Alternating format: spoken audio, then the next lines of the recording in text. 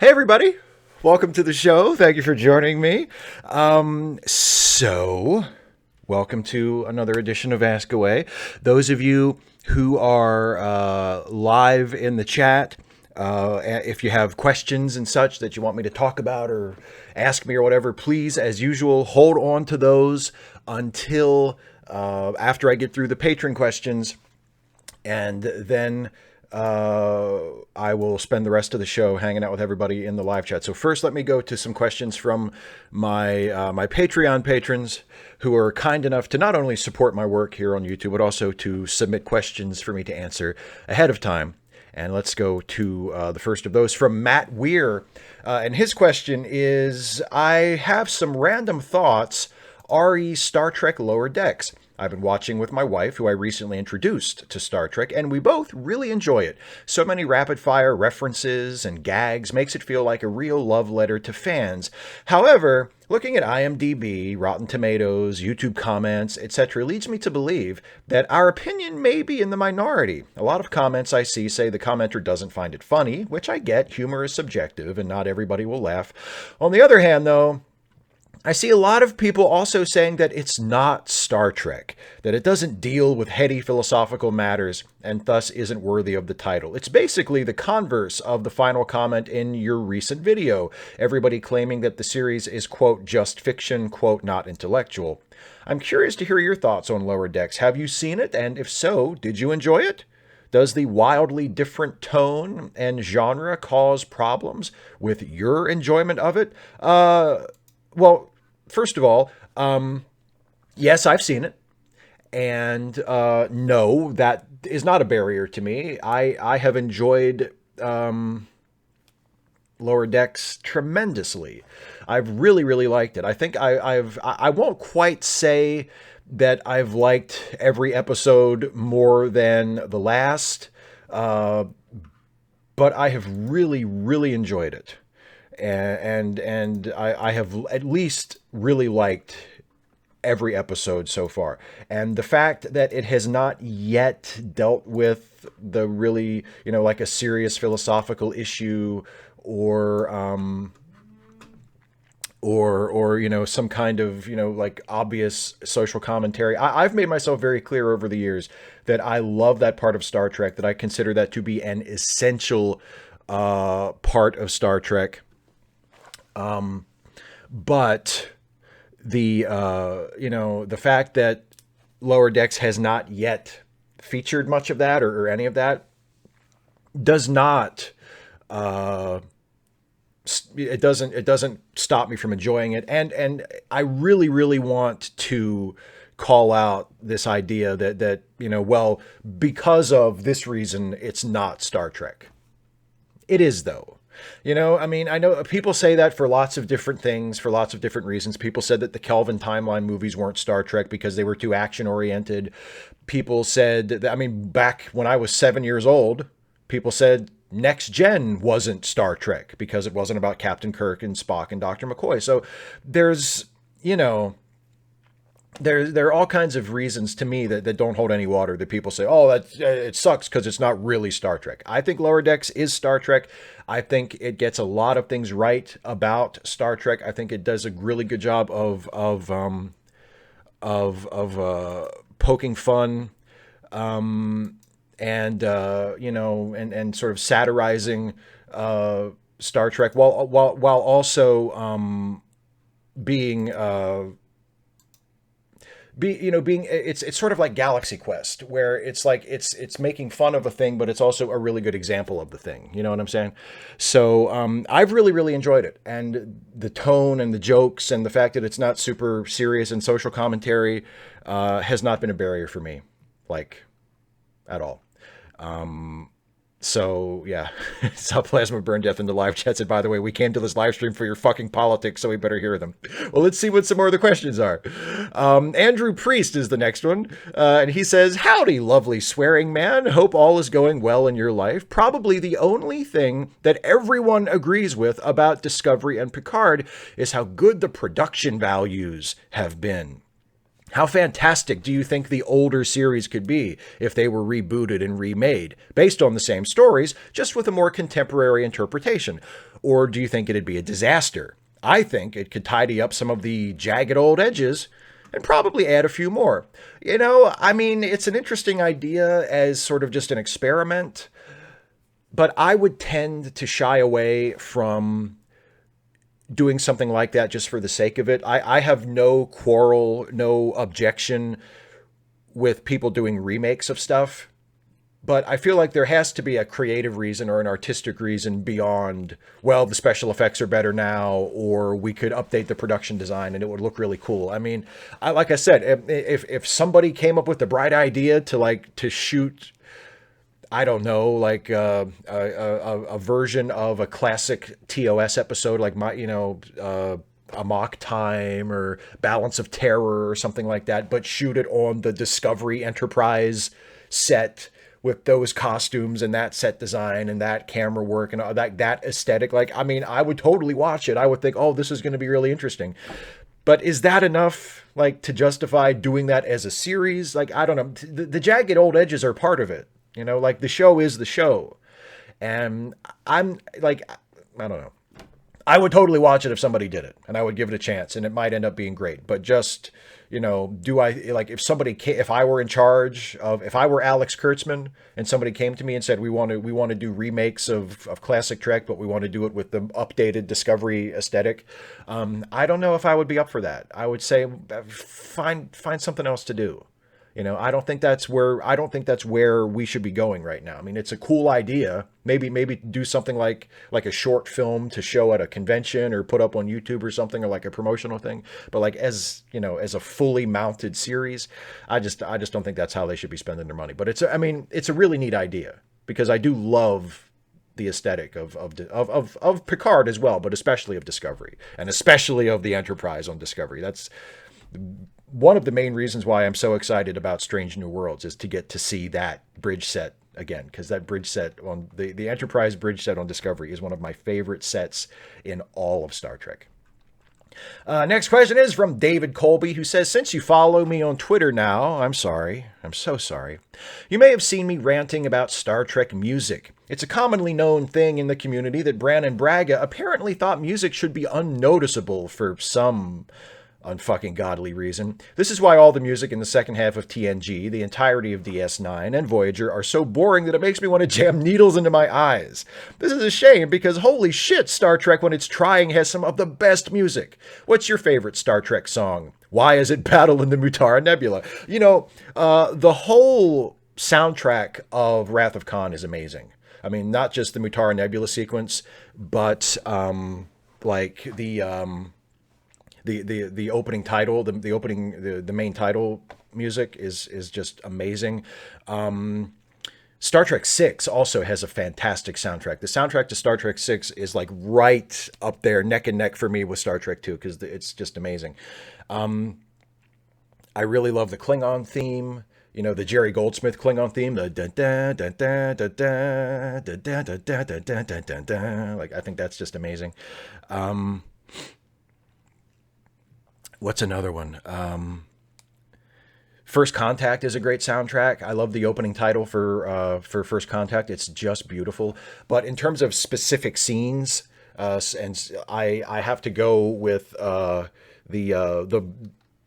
it's called, on the soundtrack, it's called Labor of Love, and it's from the first J.J. Abrams Star Trek, the first Kelvinverse Star Trek, and it's the sequence where Captain Kirk's, where George Kirk sacrifices himself aboard the Kelvin so that the rest of the crew can get away from the Narada, and the music there is just gorgeous. It is so sad. And really does a beautiful job of underlining, the impact, the emotion of that moment. It's one of my favorite scenes from any Star Trek movie. It's so powerful. It wrecks me every time I see it. It's so well done, and the music is a big part of that. Michael Giacchino is just an amazing composer. So if I had to pick one single scene or one single track from a Star Trek soundtrack, it might be that one. But Star Trek 2 and Star Trek 6 and First Contact especially are way, way up there for me as well, just in general in terms of Star Trek music. Next from Dean Sturgis, I've been running a weekly Star Trek RPG for a few years. At the risk of making it seem nerdier than it already is, the system fosters players improvising an episode of Star Trek. With your Ensign's Log podcast and other marvelous acting bits, have you ever tried a Trek-themed RPG? Well, first of all, thank you very much for saying something so nice about my acting and the podcast. I really appreciate that. No, I have absolutely no interest in doing a Star Trek themed RPG at all. I'm not into RPGs, period. Like, they're just not my thing. Like, I've said before, like, if a lot of people like them, a lot of people play RPGs, both like, tabletop RPGs and online RPGs. And I mean, if that's your thing, then more power to you. Like, I don't want to like shit on something you like, but it has never remotely interested me. It's just not my thing. And I mean, it's weird because like you mentioned, Ensign's Log, and it's like, why would I do an RPG if I scratched that itch with Ensign's Log, like we improvise an episode, not every week, but every 2 weeks. Like we improvise that show and we get to do it within the world of Star Trek. And it's one of the most fun things I've ever done and continue to do.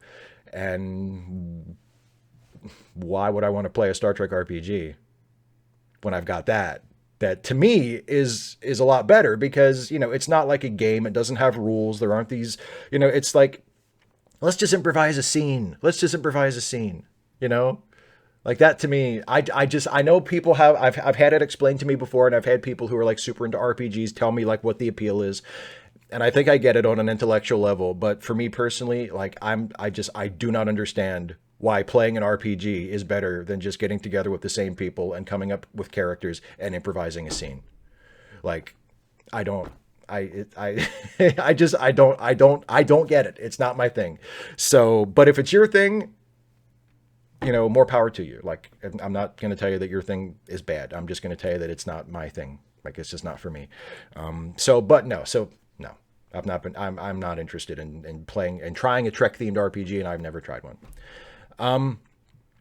Brian Abramson says, having rewatched Star Trek Enterprise recently, I picked up on some disturbing fact denialism themes. There's the whole part where Earth Starfleet is held back by the know-it-all Vulcans, the second main character being an undereducated warp drive specialist, and the entire post-9/11 season 3. It feels to me like Star Trek Enterprise is politically the most to the right. Trip's constant fact denialism and resentment toward the Vulcans especially get my goat. Let me know if you agree, disagree, thanks. It's been a while since I watched Enterprise, other than an episode here and there, so I just sort of have to take your word for it. I didn't really pick up on that when I watched the show when it was originally on. So I mean, but again, like I'm not saying that you're completely wrong. Those themes may well be there. I just haven't noticed them because it's been a long time since I watched the show, but I mean, the know-it-all Vulcans thing I remember, and I feel like that was probably, I don't want to say anything too definitive because I know that both Berman and Braga, as it turns out, had some, shall we say, not all that great priorities or opinions when it came to crafting the shows, and Enterprise was the show where they had the most direct creative involvement in the actual writing of the shows. So it may have been that it was an intention on their part to send that message to people, but I tend to think it was probably just accidental. I tend to think their idea was, well, let's portray the Vulcans a little bit differently than they have been in previous iterations of Star Trek. Let's have them be a little bit more villainous. Let's have them be a little condescending toward humans. Let's have it be that they're holding us back because they don't think that we're ready. And that gives our heroes something to kind of push against. And it's different than what you might expect because it's not, Starfleet brass, or it's not the Klingons or the Romulans or whatever. It's the Vulcans, our allies, the guys who were supposedly on our side and helping us out, but are also kind of holding us back and not really believing in us. And it gives the heroes something to kind of push against. I think that's what they were going for. And I think the fact denialism message is sort of accidentally put across because of that.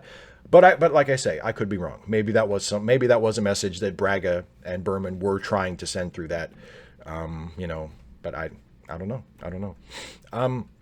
Jared Trich, what fictional character instead of Biden would be best suited to clean up Trump's mess? The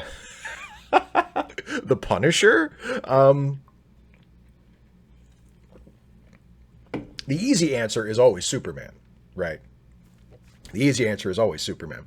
And actually, I should wear my other shirt. Do I have it? Yeah. This Superman. There we go. The George Reeves Superman. He would be the Superman to clean up Trump's mess, because he is sort of like the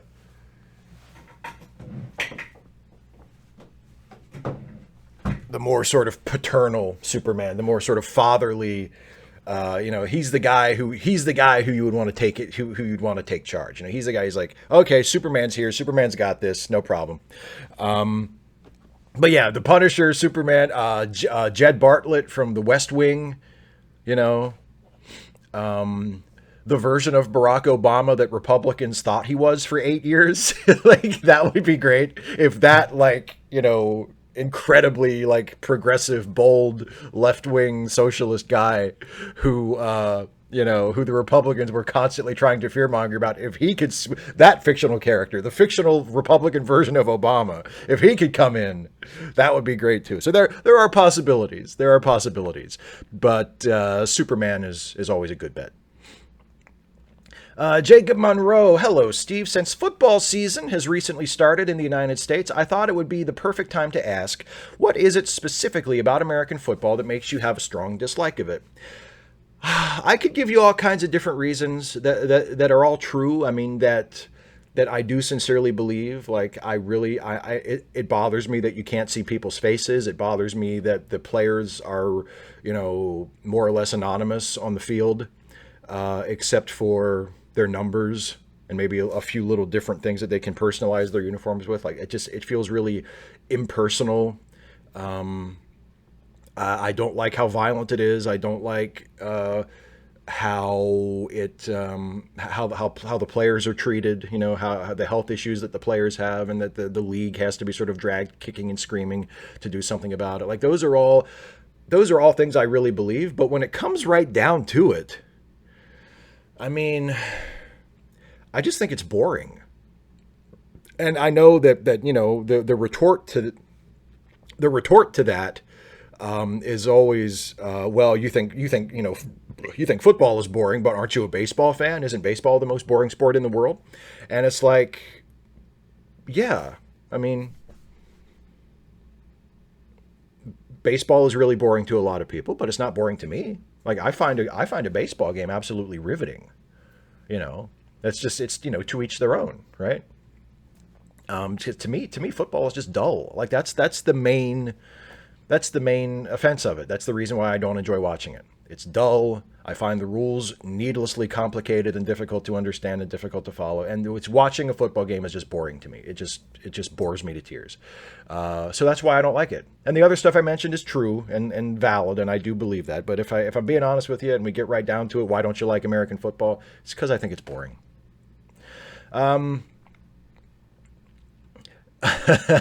Dana in the chat. No, golf is the most boring sport. Did I say football was the most boring? Maybe I did. Okay, it's not the most boring. Yeah, golf, and I don't watch golf either. Next question from Dataport Doll. Steve, I had a dream where I was at the Enterprise D holiday party, but had forgotten to bring gifts for the rest of the crew. Conveniently, there was a bake shop on the ship, and I went in to buy everyone sweets as gifts. But I then had the task of deciding who got what. After all, a cotton candy cheesecake says a lot more than a lemon pudding cup. The recipient might not know, but I do. This dream got me thinking. Red Letter Media famously ran the describe a character without using their appearance/job test, but I think just as good a test is, can I buy this character a present? So my question is, what Trek characters do you think are the easiest to shop for? Who do you feel more intimate and confident saying that gift X would be perfect for them? Personally, I expect to use this test in all my future writing. It is a good test. It's it's a good way to sort of figure out what you know about a character. So Picard is easy. Just get the fucker a book. Just get him a thick old dusty book, and Picard will be happy as a pig in shit all night. Like, so Picard is easy to shop for. Worf is easy to shop for. Just, something metal, something with, spikes. Get him like a knife or a sword or something, or like, I don't know. Klingons probably sell like souvenir skulls or something, like something like that. Some Klingon shit. He would love that. A bottle of blood wine, McCoy would be easy. Bottle of whiskey, bottle of Romulan ale, Riker, just, get him a weekend on Ryza, right? Troy would probably be baked goods, right? Something sweet. But yeah, there are others that it would be difficult. I'm not really sure what I would get Spock, to be honest. Cisco would be easy because you can just get him baseball shit, get him a baseball cap or a jersey or something. That would be cool, but not really sure like what I would get for Kira. Not really sure what I would get for Dax. Either Dax, Ezri or Jadzia, not really sure. What the fuck are you going to get Odo? So yeah, there are some, I feel like there are some, but a lot of it is down to which characters do we see in their personal lives more often. You see Picard reading books, you see Picard quoting from Shakespeare, that the literary life is important to Picard, so that's easy. And we're told in Star Trek II that Captain Kirk has a fondness for antiques. I'm pretty sure they just made that up for that movie and because it was thematically appropriate, but now it's there, so we can just get Kirk some antiques. We know that now. But other characters, it's difficult to know. And it doesn't necessarily mean you don't know the characters. There are people in my real life that I have no idea. I never have any idea what to get them as gifts. I've known them in some cases most of my life. I have no idea what to get them for presents. I hate shopping for them not because I don't want to get them things, but just because I have no idea what the fuck they want. And maybe that's my fault for not paying closer attention. But yeah, it's a really interesting question. It's a really interesting question. And yeah, for sure, there are some Star Trek characters that I'm way more confident in shopping for than others. Actuarial Lurker, I know you didn't care for the Enterprise series, and I agree with you that DS9 had the best writing and acting. Still, I was wondering if you enjoyed the backstory elements of the show, such as how force fields were developed, how to deal with the risk of infection on away missions, the realization that while the Vulcans may have been holding back humans in terms of their warp capabilities, that they had wisdom regarding non-intervention that Archer had to learn the hard way, etc. Is there anything you wish the series had explored to fill in the technical and social changes between where we are now and where Kirk era humans were? I did like a lot of that. Serenum Geek, I do have some I do think I have some ideas for what to get Dana as gifts, yes. Better than I would have for other people. Yeah, some of what you say, like some of the backstory was interesting, but honestly, like I feel like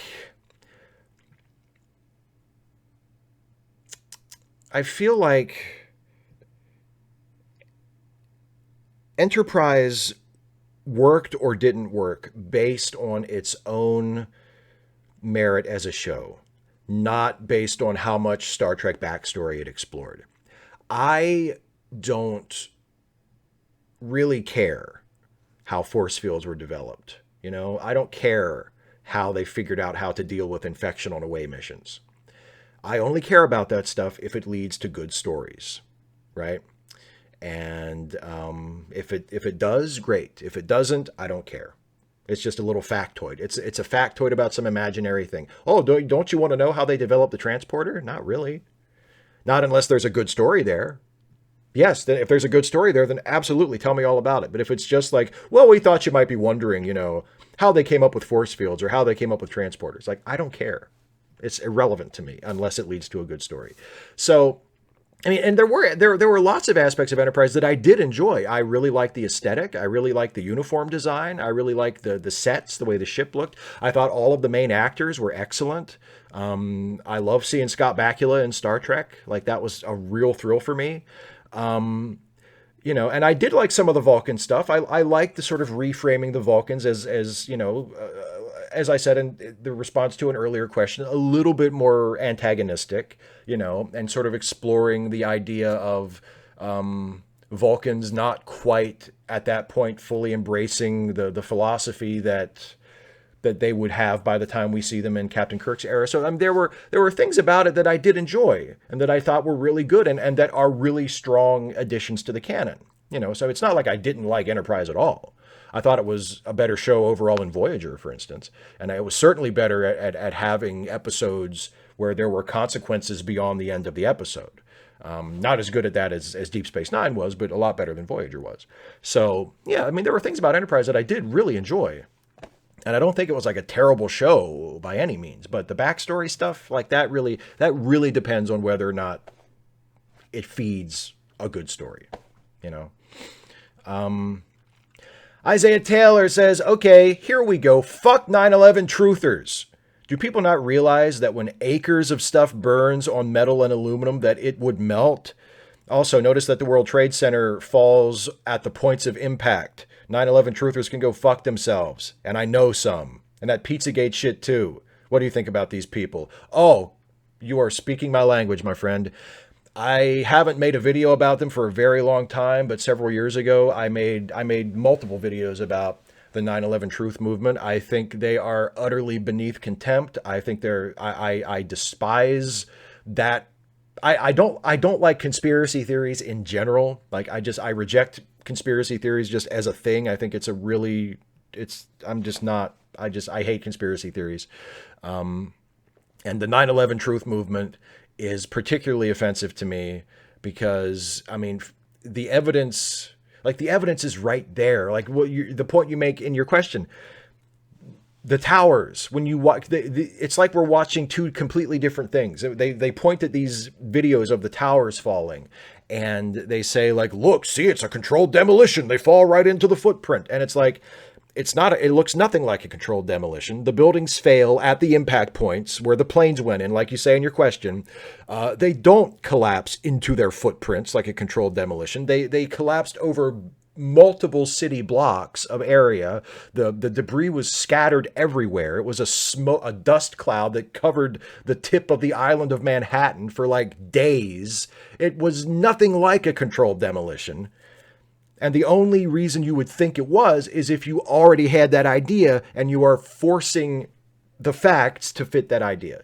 So, and then there's the whole thing of, oh yeah, 3,000 people are fucking dead, but let me trivialize that because I have this conspiracy theory that I just really think is great and makes me feel smart, makes me feel smarter than other people. I detest it. I detest it. Yeah. And Pizzagate too. All QAnon, Pizzagate, even stuff that you might not think is all that bad or not as bad as 9/11 truth or QAnon or whatever, like the moon landing conspiracy theory, the JFK assassination conspiracy. I think all of that is just awful and silly, and I have no patience for any of it. I have absolutely no patience for any of it, and I think it should be attacked and debunked and smashed anytime anybody brings it up, because there's no fucking excuse for it. So yeah, believe me, buddy, I am right there with you on 9/11 truth and on conspiracy theories in general, for sure. Gene Mithun. Although I will always be a Trekkie first and foremost, I'm also a fan of Star Wars as well. Do you think the division in the fan bases of the aforementioned biggest franchises in history are an offshoot of the political situation, i.e. the Trump administration? By the way, I'm also a huge fan. I'm also a fan of many other franchises such as Harry Potter, Lord of the Rings, Game of Thrones, etc. I'm not aware of such divisiveness in those groups. I am not either, but I will have to take your word for it because I am not a huge fan of any of those. I've watched the Harry Potter movies and that's it. Like I never read any of the books. I've never gotten drawn into the fandom all that much. So if you say that those aren't as divisive as Star Trek and Star Wars, I'll take your word for it. But I don't know. But I don't think it's so much.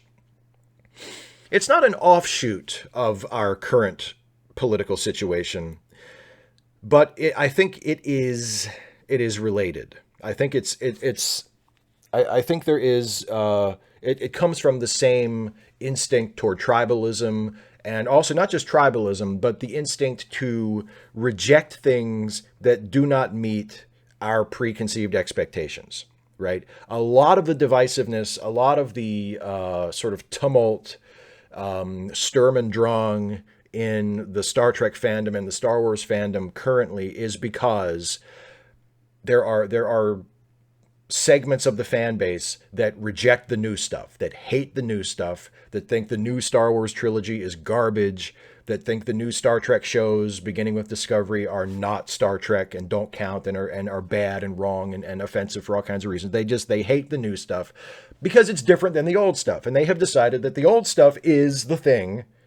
Star Wars is this, and that's all that it should be, and that's all that it can be. And anything that deviates from this is unacceptable. And the same thing with Star Trek. So, and there's that tendency. I think, Douglas Adams sort of proposed that way of dividing things. And I can't remember the specific, I'm sure someone in the chat can find me the specific quote, but where he basically said, everything that exists, the world as it is and everything that exists when you're born is the natural state and the way things are supposed to be.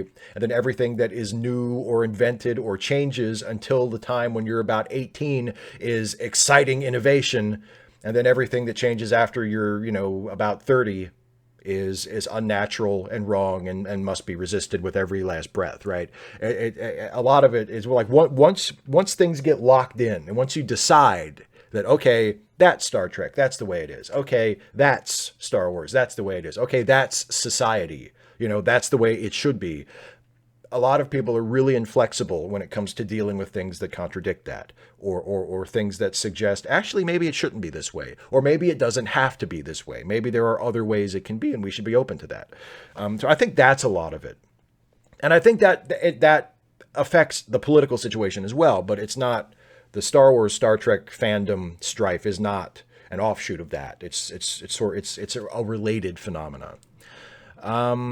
Andrew C. Hawkins, Gus Vollmer, the first police chief of Berkeley in the early 20th century, who was pivotal in the organization and militarization of American police and was plenty problematic in his own way, was opposed to enforcing vice laws. He had this to say about it. Like prostitution and like liquor, drug use was not a police problem. It never has been and never can be solved by policemen. What do you think about that, especially following your recent review of the film Serpico and Jason's assertion that perceptions of public safety in New York suffered when the police stopped enforcing vice laws? I think I agree with him.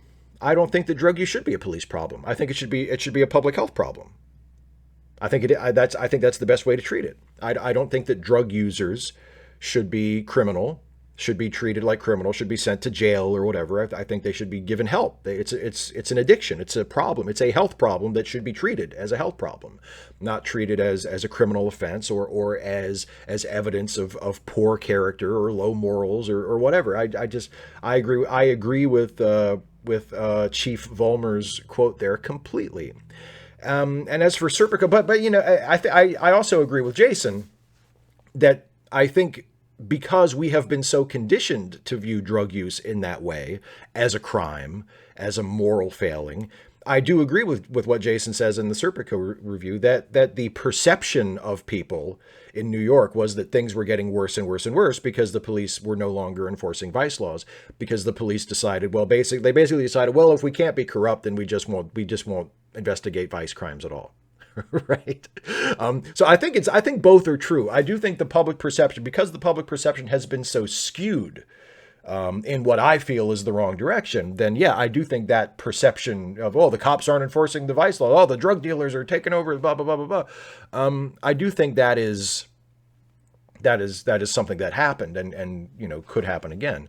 But I agree with Chief Vollmer there that, I don't think drug abuse should be treated as a criminal problem. Now, drug dealing, yeah, people who are responsible for moving large amounts of illegal substances and getting rich off of that and exploiting people and exploiting their addictions, absolutely, that should be a crime. That should be investigated as a crime. That should be punished as a crime. But just drug users, people who have addictions that they're trying to feed and trying to get through the day and it's ruining their lives, no, they should not be treated as criminals. That is not a police problem. That's a public health problem. Michael D. Kelly, you caught George Soros summoning Hio Yai into this world to grant him immortality and power, and in return he agreed to let you appoint the next president of the United States. He has, however, demanded that since we've had an unbroken record of non-fictional presidents with some seriously mixed results, you must appoint a fictional president. He has a thingy-do, patent pending, that can bring fictional characters to life, but you guessed it, it only works on Star Trek shows. Since you've got the power, you might as well bring out a VP and cabinet in the process. So who do you summon to lead us into the mid-21st century? For the purpose of this exercise, let's say you need to fill President, Vice President, Secretary of State, Treasury, Defense, Attorney General, Secretary of the Interior, Agriculture, Commerce, Jesus Christ, man. Labor, Health and Human Services, Housing, Urban Development, Transportation, Energy, Education. I'm giving you President, Vice President. I'm not doing all of that. That's ridiculous. I'm not going to sit here and fill out like an entire cabinet with Star Trek. I appreciate the question and it's well intentioned, but that is absolutely fucking ridiculous. I'm not going to sit here and fill out an entire presidential cabinet with nothing but Star Trek.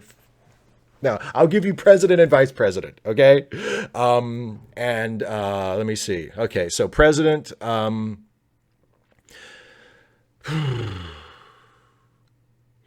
president is Captain Pike from Discovery, because he is the platonic ideal of a Starfleet captain.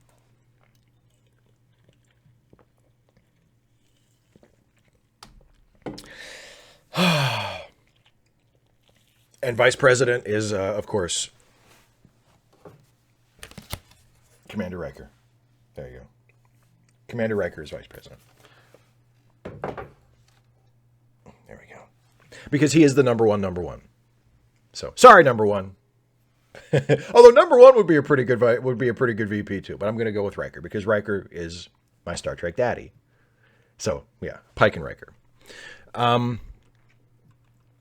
C.W. Daniel says, what are your favorite comfort foods? And if any of them are homemade, would you be willing to share your recipes? I don't know about everyone else, but I could really go for eating my feelings right about now.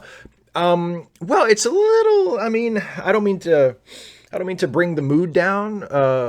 But my favorite comfort food is my grandmother's red velvet cake, which I can no longer have because my grandmother is dead. So she can't make it for me anymore. It's kind of one of the things that happens when you die. But Granny's red velvet cake was, and I think I could probably find her recipe if I really hunted for it, and maybe I could try to make it myself. But but Granny's red velvet cake is my favorite. As for stuff that I can make myself, or that I eat on a regular basis, what's a good comfort food? It's really basic stuff. It's like mashed potatoes and gravy, and I can, like a nice mushroom gravy, or maybe chili if I make if I make chili with 3 or 4 different kinds of beans and throw in some corn and maybe some chopped up peppers to add a little bit of texture to it and a little bit of, but yeah, it's nothing too complicated. But if I had to pick one thing, one favorite comfort food ever, it's Granny's red velvet cake. Nonstop Pop, in all of Star Trek, what is your favorite future fashion disaster? Giving a pass to the low-hanging fruit of onesies. Mine is Chekhov's civilian attire in Star Trek III, the Pink Pilgrim. Oh, God. Check the civilian clothes in general in Star Trek 3 and 4 are not all that great, are they?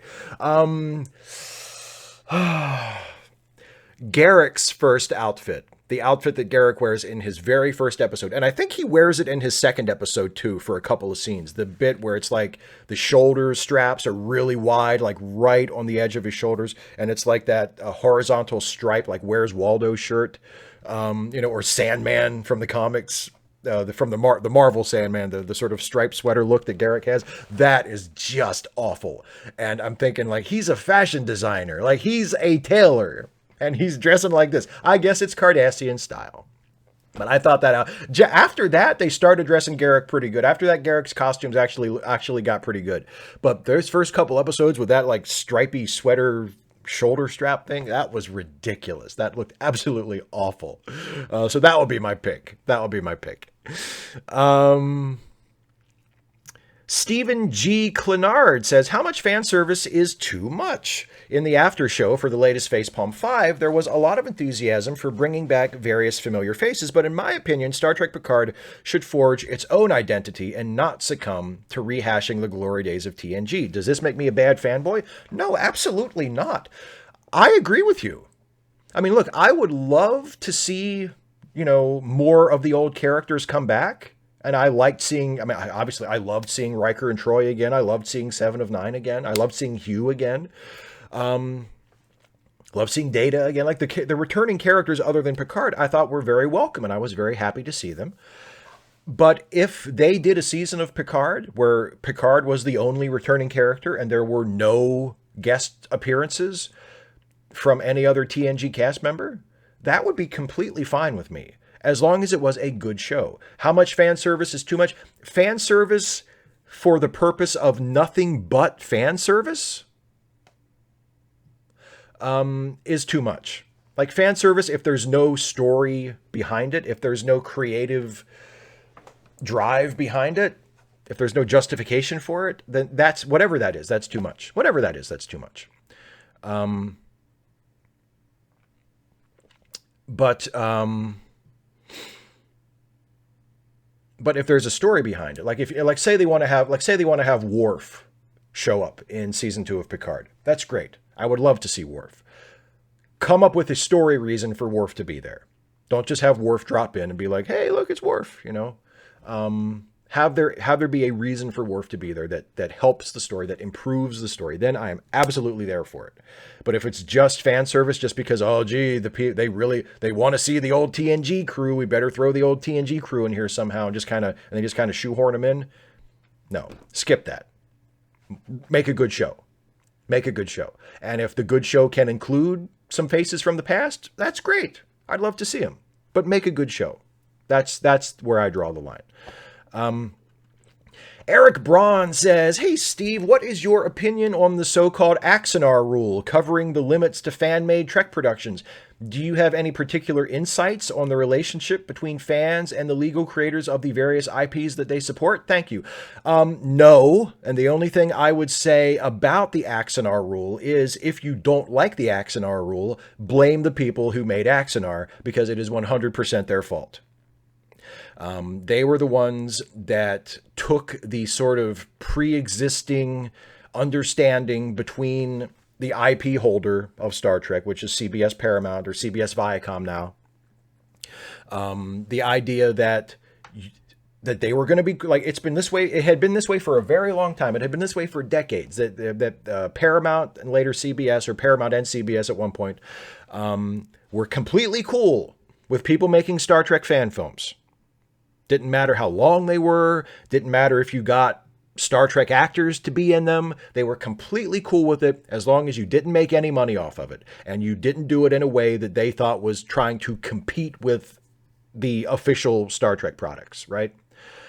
And Axanar fucked all that up by selling stuff with Star Trek intellectual property on it, by using the film to raise money to build themselves a movie studio that they could then use to do other projects after Axanar was over, which I think counts as a form of profit. Like if you don't like, I mean, obviously I would love if the Axanar rule didn't exist. I would love if things were back to the way they were 10 years ago, where Paramount and CBS were just cool with it. And as long as nobody was making any money off of anything, people could get super creative and make all the fan films they wanted and everybody could enjoy it. And, like, I would love for that to be the case once again. And the fact that it is not the case is Axanar's fault, is Alec Peters' fault, and the people who worked with him and went about fundraising for Axanar the way they did. It is 100% their fault. Paramount and CBS have every right to protect their intellectual property and protect their copyrights against what they perceive as abuses or violations of those rights. And that's what Alec Peters and Axanar were doing. So if you don't like the Axanar rule, blame the people that were making Axanar for it. John Burns says, "Hi, Steve. Since Vulcans moved completely to logic, is it not logical to accept that when emotional beings are stressed, that they would use terms that were objectionable? If one expects such things to happen logically, one would respond logically. In the TOS episode, What Are Little Girls Made Of?, a former fiancé of Nurse Chapel is found on a planet, missing for 5 years. This person traps and makes an android copy of Kirk to take control of the Enterprise. Just before the transfer is supposed to take place, Kirk yells out something about Spock, including the term half-breed. Later, the android is being questioned by Spock as to what's happening on the planet. The android snaps, 'Mind your own business, Spock. I'm sick of your half-breed interference. Do you hear?' The android leaves, and we can tell that a surprised Spock is suspicious. 'I am a Vulcan. I have no ego to bruise. Logical Vulcans wouldn't get upset at such terms. Can you see how this leads to no Vulcans in Picard?' No. No. I think it's not that Spock.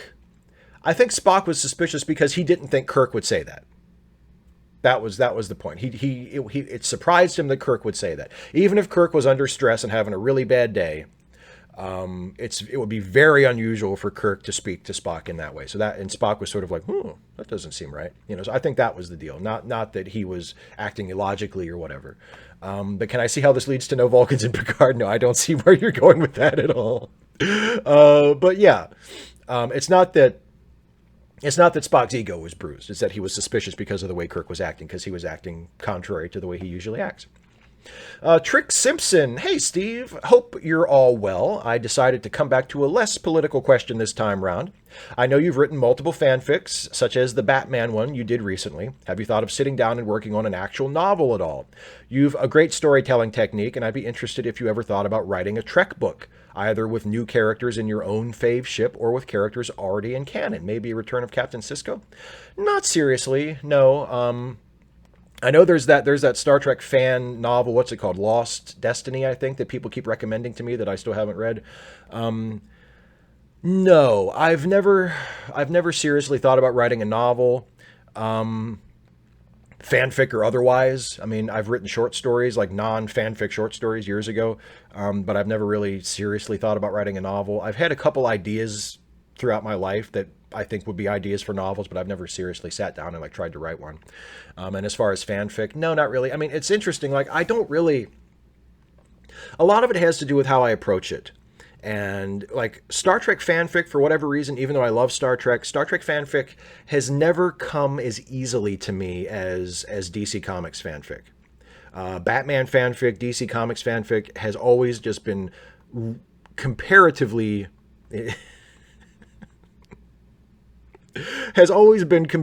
easy for me to write. And I don't look at it in terms of novels because I look at it in terms of short stories, because that's how I see that universe. I see it as monthly issues. I see it in terms of comics, and a comic book, a single issue comic book, is basically a short story. So when I write my fanfic, I tend to approach it as short stories. And if I have an idea for something longer than that, I look at it as a multi-issue story. So I would write a story, and then I would write another story and another story. And I guess maybe I could smash them all together and say, okay, now it's a novel. The individual issues are just different chapters, like a trade paperback or something. But that's just not how I approach it. So I've never really thought about writing a novel in terms of fanfic, especially Batman fanfic, because I just don't see the stories that way. I create and I see them in terms of short stories. And some things that aren't easy enough. General Contact Unit Problem Child. If Trump wins, I'm probably going to psychologically comfort myself with the thought that because I'm a white guy, i.e. from a good background and in a different country, it'll be a while before growing fascism affects me directly. Is it wrong to comfort myself with my privilege? I asked Tristan from Step Back History this question during his last Q&A stream. He called what I'm describing as emotional solipsism. A lot of people are going to suffer and die if Trump wins, and you should probably let your empathy make that bother you. For the record, Tristan wasn't as judgmental as this might come across written down. But my stance is the U.S. is on another continent. I can't easily affect politics there, even less so after November, so I can either impotently worry about it, or just tell myself it can't affect me either, just relax.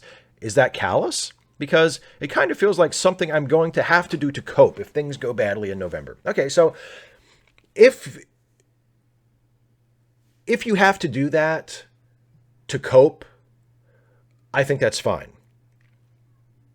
But I don't think you should stay there. Like, I don't think that should be a long-term strategy.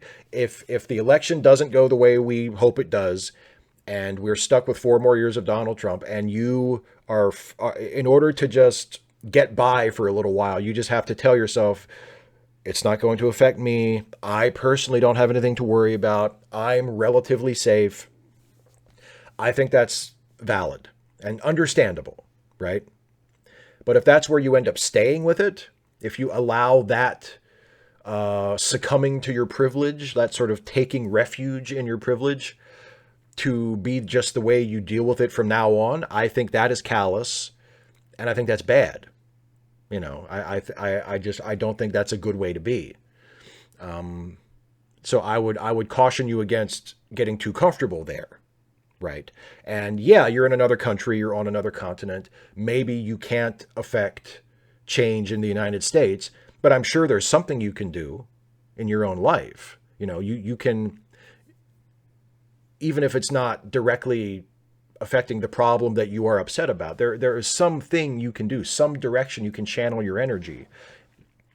Even if it's something relatively minor that doesn't do all that much good, like making YouTube videos, right? I mean, I don't kid myself that I'm making a huge difference in the world, but I'm doing something that I can do, that I'm good at, that gives my life a little bit of purpose and meaning, that fills my hours with something that I feel is worth doing. And it really helps. I'm telling you, it really helps, because I am in this country. I am on this continent. I will have to live here if Donald Trump gets reelected. And like you, I am not in one of the most threatened demographics. But I'm still going to have to live with it. And I'm still going to have to be here. And having work to do, having the feeling that I'm accomplishing something, or that I'm putting something good and positive out into the world, even if all I'm doing is talking about stuff, like, that really helps. So finding something you can do that helps you feel better and that helps improve the situation, I think is really, really important, and something that you should maybe look into. Because I really don't think that, you know, what was called emotional solipsism there is a place that you want to end up spending a whole lot of time. You know, I don't think that's a good thing for you or for people in general. Danny K says, "Hi, Steve. Seeing as you are a proponent of ranked choice voting, I was curious as to your thoughts on how using it would change the political landscape of the United States. For instance, do you suppose it would increase the viability of third-party candidates if a ranked choice system made voting for them less of a waste? Thank you very much. Hope all is well. P.S. Not sure if you saw on the last Ask Away, but I suggested that you check out Antietam Brewing, Upper Stem Brewing, and Homemade Brewing Company. All 3 are in Hagerstown and might provide a solid Yingling alternative." Yes, I did see your suggestions last time. I appreciate it. I haven't explored any of those yet because I'm just not that much of a drinker these days. Like, I haven't felt like I needed to go have a beer.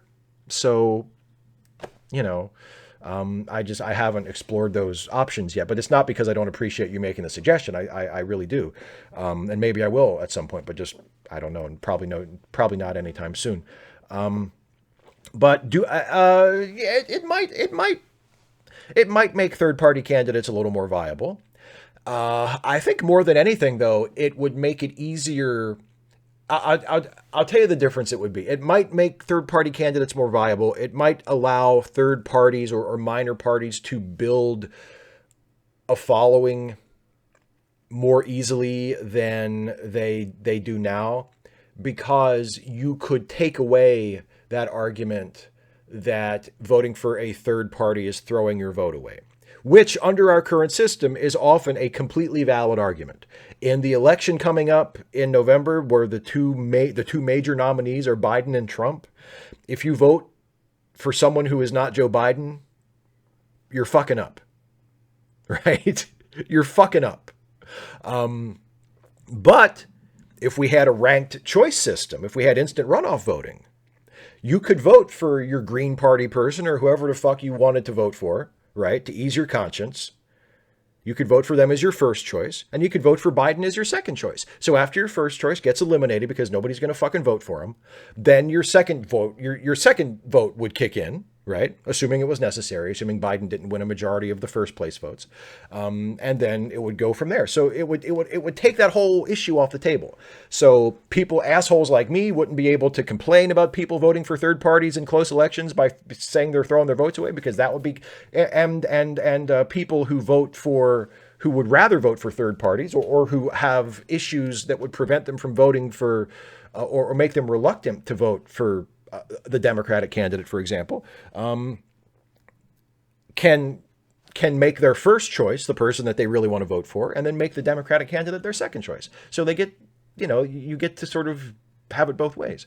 But yeah, in the long run, I think it might allow third parties to grow more, more rapidly or more strongly. Sure. And Dana in the chat says, yeah, it depends on where you live. You're right. Especially in the presidential election. In the presidential, like Maryland is going blue. So if somebody votes for Trump here, it's not going to make, practically speaking, it's not going to make that much of a difference, because our electoral votes are going to Biden because Maryland is solidly blue, right? So practically speaking, it doesn't make that big of a difference. But I would still say, yeah, but I still kind of think you're fucking up, because if you don't vote for the person who has the best chance of beating Trump, who has the only realistic chance of beating Trump, then you are making it easier for Trump to win the election.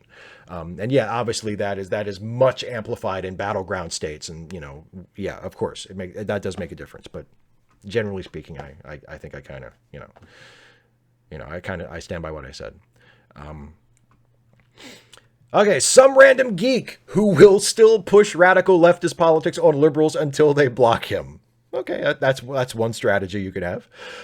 Steve, you said that citizens of the USI, United States of Imperialism, Imperialtopia for short, okay, will never as a whole or a majority be in favor of a revolution. I do agree, and that is bleak. We will never have a better world than a world without capitalism. To add to that, some liberals seriously believe if everyone votes, we won't have to do praxis, local organizing, unionizing all workplaces, or direct action. Just vote 3 times a year and nothing else. With so many citizens of Imperialtopia conditioned, propagandized, indoctrinated, brainwashed into never having a revolution to dismantle the state and capitalism, and with so many liberals believing that just everyone voting will solve all our problems, then what is the fucking point of me doing agitprop and trying to radicalize liberals? If liberals will never be anti-capitalists and never want to end capitalism, then what the fuck is the point in me trying to educate and convert liberals? Okay, so what I would suggest to you is that you go back to the reason that you want to end capitalism in the first place, right? And I don't want to speak for you too much, but I feel like I understand your point of view enough that I can say that I think the reason that you want to dismantle capitalism is because you genuinely believe that that is the best way to make a better world, that it will improve people's quality of life, it will improve society, it will allow us to build a more just and equitable society, and it will just improve the lives of people. So if that is ultimately your goal, and if you think that ending capitalism and dismantling the state is the best way to achieve that goal, but you also think that dismantling capitalism or, ending capitalism and dismantling the state are not realistic, like they're not going to happen anytime soon, then to me, what you should do is to focus on ways you can improve people's lives and you can push for a more just society that are attainable. And it doesn't mean that you have to let go of the ultimate goal. Like, you can still tell people about why they should be anti-capitalist. You can still tell people about why, an anarchist societal model is why you think that is superior, why you think that is what we should be aiming for. You can still do that. But you sound very frustrated and very bitter and very angry, and I validate all of that. Like, I completely understand why you feel that way. But just remember that you're not wanting to end capitalism just for the sake of it. You're wanting to end capitalism because you think it will make the world better. And if ending capitalism is not something that is on the table right now, or not something that you can see ever happening for whatever reason, you don't have to let go of that. You don't have to stop pushing for that. But there are other ways that you can direct your energy right now, in the moment, that can improve people's lives. For instance, unionizing. You can go to work. You can work for a labor union. You can volunteer. You can lobby members of Congress to make it easier for people to unionize. There's a bill that has been considered for years now, that if Biden and Harris win the election, and if there are Democratic majorities in the House and the Senate after this election, has a really good chance of becoming law that would make it a lot easier for workplaces to unionize. It would institute a system called card check that would make it so that it would no longer be necessary to have an election in order to unionize a workplace. Workers in the workplace would just have to basically sign a card saying, yes, they support unionization. And once a majority of those workers said that, then the union could come in and represent the workers, and they could collectively bargain. You wouldn't have to have an election. You could just have a way of indicating that a majority of the workers in that place want the union, and then it could happen. It would make it so much easier to unionize. That would be a major improvement for a lot of people's lives, for a lot of people's jobs. And you can do that under capitalism. Yes, you can say, well, but capitalism still blah, blah, blah, blah, blah. Like, yes, there are all kinds of things. All kinds of stuff would still be wrong. All kinds of stuff would still need fixed. But you would have made things better in a significant way. And you can still push in the direction you want to push. But it might be really, really helpful and really satisfying and really gratifying if you saw that you could make a difference right now, as well as pushing to make that big difference in the future. So I would recommend that. I would recommend doing what you can do.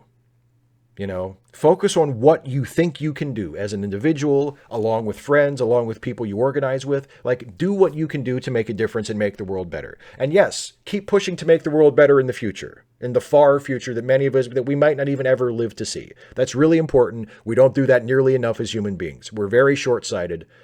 Focusing and pursuing long-term goals is really important, and I would love for you to continue to do that. But don't forget short-term goals too.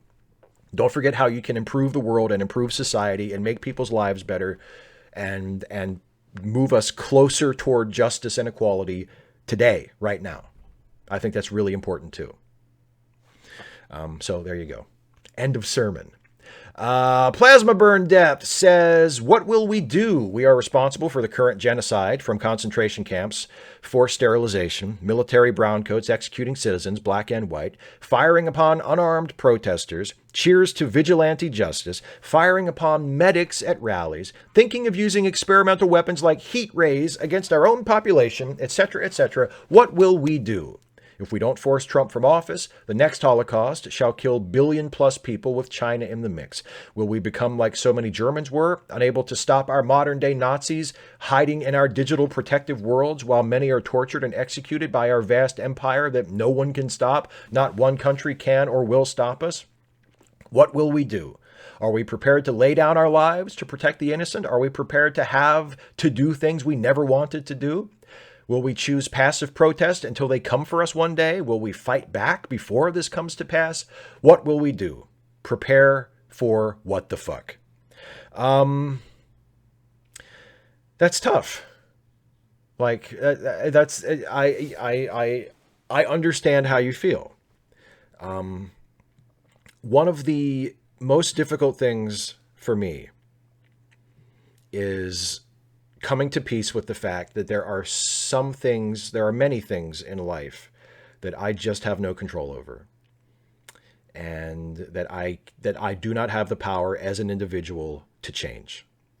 For me personally, for whatever reason, for me personally, one of those big issues is gun control. Like every time there's a mass shooting,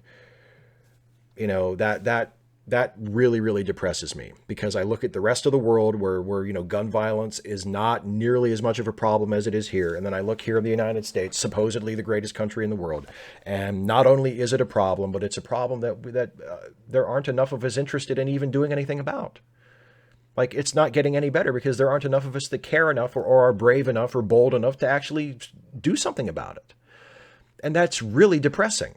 Like, that's really depressing to me. And there's other issues. I mean, God, racial justice, sexism, abuse and denigration and persecution of trans people, persecution of immigrants. The story that I made the video about earlier this week about forced hysterectomies at the ICE facility in Irwin County, Georgia. There's so much awful stuff happening that I do not have the power to do anything about. And it's so easy to get frustrated. It's so easy to get discouraged. But I will say to you the same thing I said to some random geek in the previous question. There's something that you can do as an individual.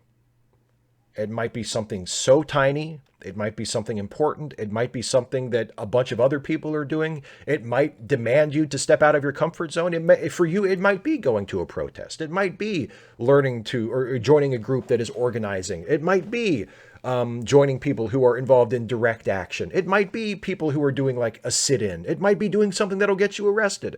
It might also be something as simple as contacting your member of Congress or telling yourself that you're going to go vote on November 3rd, or making sure that other people that you know or that are in your social circle are going to vote, making sure people have rides to the polls, or that they've requested their absentee ballots or their mail-in ballots or whatever. Like, it could be something like that. There's something that you can do to make a difference, even if it's just a tiny little difference just in your life. And that is better than doing nothing. I'm here to tell you, that is much better than doing nothing. It's much better than sitting there and worrying about what we're going to do if this happens. Because especially in terms of the election result, the election hasn't happened yet. We can still change that. We can still influence what that is going to be. So what can you do right now to influence that? What can you do right now to make that come out the best way that it can come out? There's something that you can do. You can't control what happens, beyond your sphere of influence. Like, you can't control things to that extent, but you can control what you do, how you respond, how you react, and that will definitely make a difference to you. And hopefully it will make a difference to other people and to the world around you too. John Gingras. Hi, Steve. I have really enjoyed the fanfic readings you've done recently. There's just something special about traditional storytelling. Would you mind going over the process you use for writing these stories? Best wishes to you and yours. It's not that involved of a process. It's writing a story. I will say for the fanfic, sometimes there's a little bit of pre-writing. Sometimes there's writing out a scene list, or maybe writing out some backstory for characters if I feel like I'm going to need to know that when I'm writing the scene. A lot of times, especially with the recent stuff, it's just talking with my writing partner about it. And, going over ideas, saying, I think I want to do this, or do you have any ideas for that? Or how does this scene start? Where are they? I mean, some of it is just really, really dry, practical stuff. I know I want to have a scene where these two characters are talking about this. Where are they? How do I get into the scene? What's the entry point to the scene? How do I get out of the scene? What are they talking about? Like, what specifically, and it's just a process. It's just a process. And some of it is writing stuff down ahead of time and then translating it from notes to prose. And some of it is just talking with my partner and saying, what do you think about this? And, you know, and like inviting their ideas, which are usually better than mine, or at least are a compliment that improve mine, you know? Yeah. So it's that you know, it's to a degree, it's a very collaborative process, but it's also just, you know, you get an idea, you know, hopefully you know what the story is going to be about. If the story has a particular twist or a particular trick to it, you get that, you know, you're writing toward that, you know, and you just go for it. I mean, there's not really a secret to it. You have an idea of what the story is, of what in the story is important to you. Like for me, in the first fanfic I read recently, the Dick and Babs story that picks up after Dick has punched Bruce and sort of left the nest, you know, and has decided to not be Robin anymore. To me, the heart of that story and the whole point of writing that story was to get to that last scene in the hotel with Dick and Barbara. That was the whole reason I wrote the story. And the other stuff leading up to that is just to get us to that point. And then, I mean, as it turns out, I didn't even write a lot of that scene. My writing partner wrote a lot of that scene. And it turned out to be a wonderful, a lovely scene. It was one of my favorite scenes from any story I've written. But I was writing to that. I knew that's where I was going, and I just had to get there. And I threw in, you know, and there were other elements that I came up with. Some of it was mine. Some of it was talking with my partner about it. You know, the idea of having Dick run into Harvey Bullock, the idea of having Dick and Barbara working on a case somehow. And then a lot of those details I kind of filled in for myself when I was writing it or thinking about it. So and it's different for every story. There are some stories that I know exactly what it is, and I sit down and I write it in, you know, a couple of sittings, and I don't have to write any pre-writing, and I don't have to take any notes, and I don't have to come up with any backstory. I just sit down and I just write it. It just comes out. And then if it doesn't work, I go back and I tweak things, or I fix things, or I make sure that everything is consistent, you know, that I didn't do something in the last scene that doesn't fit with something in the first scene or stuff like that. But, you know, you just write it. And it's, you know, sometimes it's super easy, and sometimes it's really hard. But hopefully it's worth it in the end, and hopefully it's worth it when people hear me read the story. You know, because it always feels worth it to me. By the time the story is done, I always feel like, oh, okay, I'm glad that I did this. You know. And final question from the patrons. From Joe McClory, who says, do you have any stories from a job you quit suddenly because of poor treatment, or a time you didn't, but looking back you wish you had? No and no. I used to work, I've said this before in videos, I used to work at a truck stop where I was a maintenance worker at a truck stop.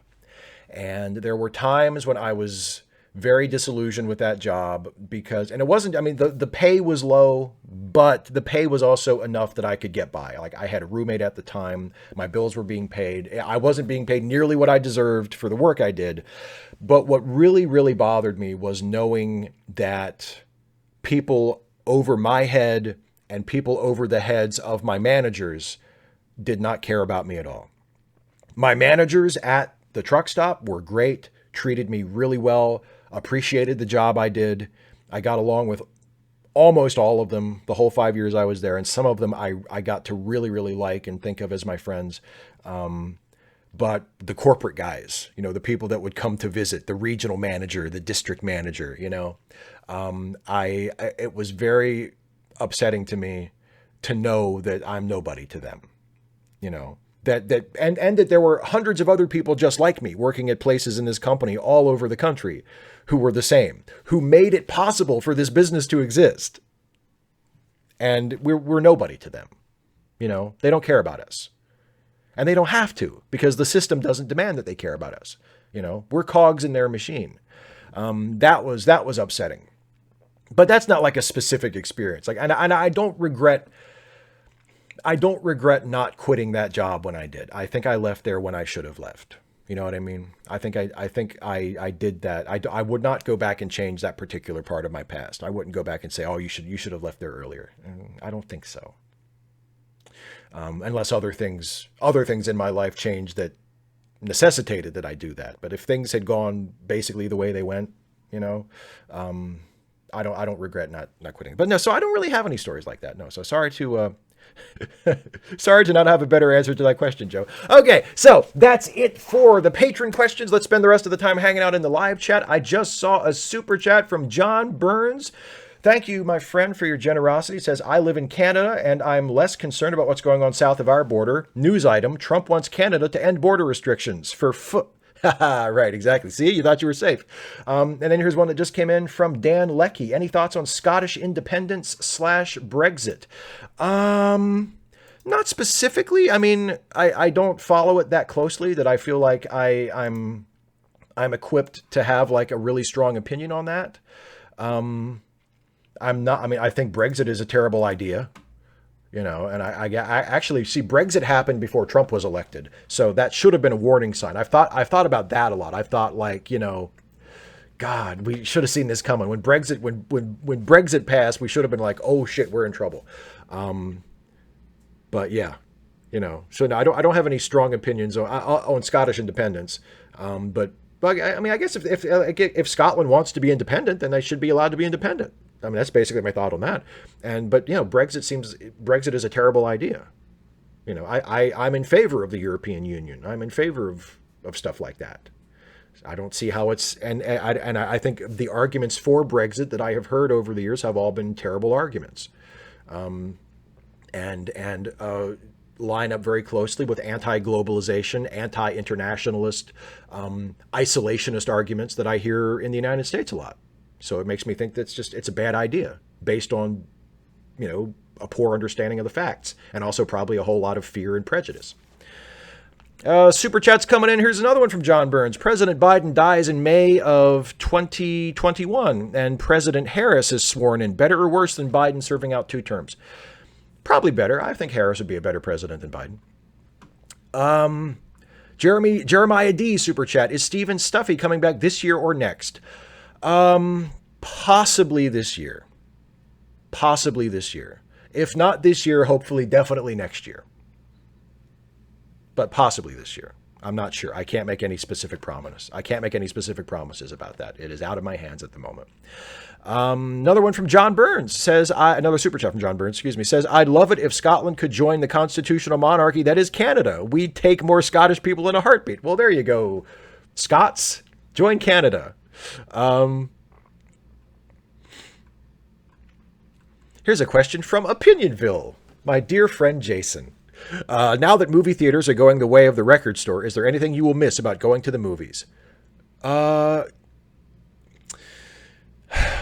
It's sort of like it's the difference between like going to a baseball game at the ballpark and watching it on TV. There's just something, it's hard to describe, but there's just something about being there. It's nice to be in a movie theater. It's nice to see a movie on the big screen. It's nice to go see a movie, So there's just there's something about the experience that I will miss when movie theaters are gone, and I miss it now, not being able to go. I didn't go see a whole lot of movies before the pandemic started, but it was nice to have the option, and it was nice knowing that if a movie came out that I wanted to see, that I could go out and see it, Of course, it hasn't been that much of a problem because no movies are coming out.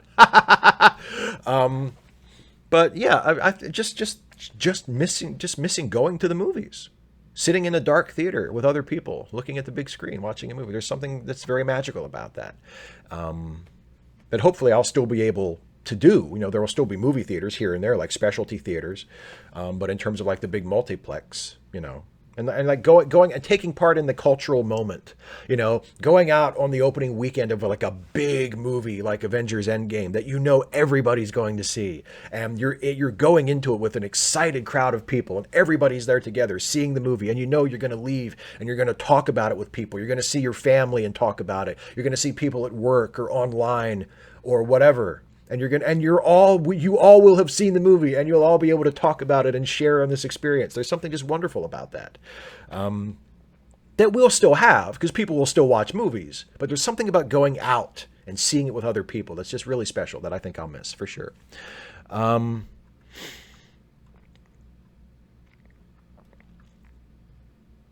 Deralta Trekkie says, I have to say that making a fan film as the cornerstone of my studio to show what we can do is nothing I'd call bad, but selling axe in our coffee was stupid. Yeah, it's just the way they went about it. It's the way they went about it, because other production companies have done something similar, like Bat in the Sun, which is really popular on YouTube. That got their start making Batman fan films and then moved on to doing other stuff and also doing superhero stuff. They do like the if somebody fought somebody else, movies that are fan films. But yeah, selling axe in our coffee, selling merchandise with Star Trek intellectual property on it, and then trying to argue that it wasn't. Like, that was just, yeah. So, yeah, I mean, it's not good. It's not good. It's very foolish, very silly. Dana asks, have you ever gone to see a local theater production? If so, what was your favorite? It's been a really, really long time, and I haven't gone to any of our local theater productions here for, I can't even remember the last time, but there used to be, I think there still is, it's just the cast has changed because it's been so many years, but in Waynesboro, not far from here, maybe half an hour drive from here, there's a theater company called the Totem Pole Playhouse. And every year they would put on, I don't know if they still do or not, but they would always do a Christmas Carol. And we would go to see that every year. And I remember really enjoying that. So that's probably what I'll say. Because my experience of actually going to local theater is very limited. I haven't done it a whole lot. But yeah, probably that the Totem Pole Playhouse annual production of A Christmas Carol was something that I remember fondly. 255 AD says, I just found out I'm going to be an uncle in March. Do you think it's ethical to have kids given the current state of the world? Yeah, I don't think there's anything wrong with having kids. If people want kids, if you want to have children and you are equipped, to take care of the child, to give the child a good life, I don't see any problem with that. There's a line from an episode of the TV show Angel that I think about a lot. When Angel was in the situation where he was going to have a son, and someone, I think Darla, the child's mother, said, why would anybody want to bring a child into this horrible world? And Angel said, to make it better, maybe. And I always thought that was a nice reason, a little optimistic, maybe a little too hopeful, but I think that's a nice idea, to make it better, maybe. Got some more super chats here. Here's one from Angus who says, you are in Maryland. Looking back, how were Idris Elba and Dominic West's Baltimore accents, assuming you watched The Wire? I have not watched The Wire, so I don't know.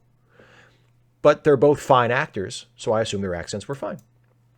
And then here's another one from John Burns saying, I met Richard Hatch at an improv seminar. He was a wonderful person. He was going to play the Romulan commander on Axanar. Sadly, he's died. R.I.P. Richard. I think you mean the Klingon commander. Wasn't Richard Hatch going to be the Klingon guy? But yeah, it's, I'm sure Axanar would have been great just as a work, as a piece, as a film. I think I probably would have been fine. But the people making it, they fucked it up for themselves and for everybody else who wants to make Star Trek fan films.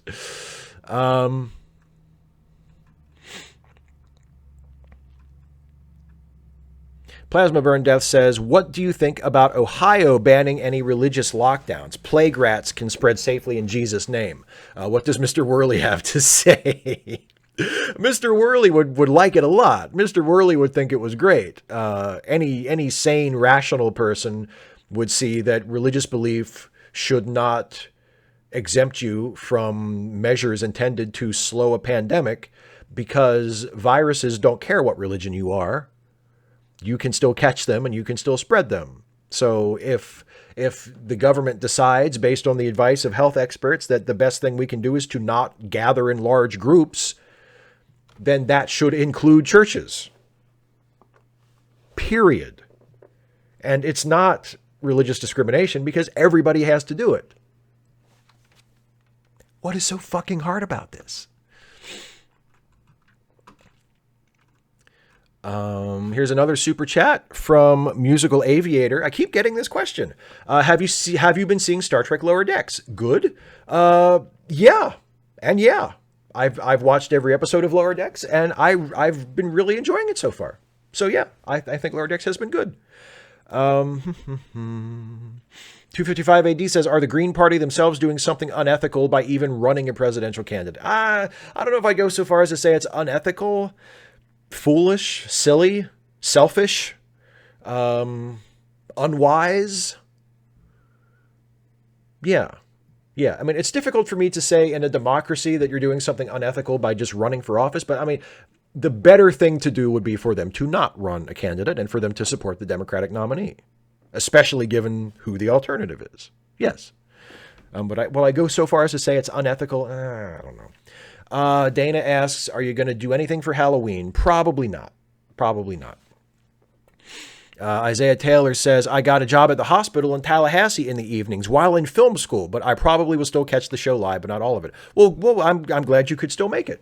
And congratulations on, you mentioned film school before, so congratulations on the job and congratulations again on film school. And thank you for still making it to the show if possible. I really appreciate it. I think it's really great. Seal0626 says, did you get deja vu in this week's Lower Decks when the tricorders got incompetently left behind up on the ship? No, I didn't even notice that. I did not even pick up on it. But now that you mention it, yeah, it does sound kind of familiar. It does sound similar to a couple of beats in one of our recent episodes, doesn't it?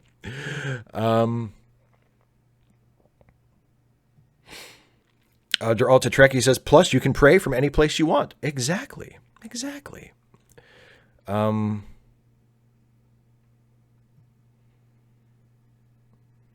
Caroline Clark says, what do you think of Trump's plan for American re-education? Sounds kind of Hitlerish, don't it? I mean, did you see that speech that he gave at the archives?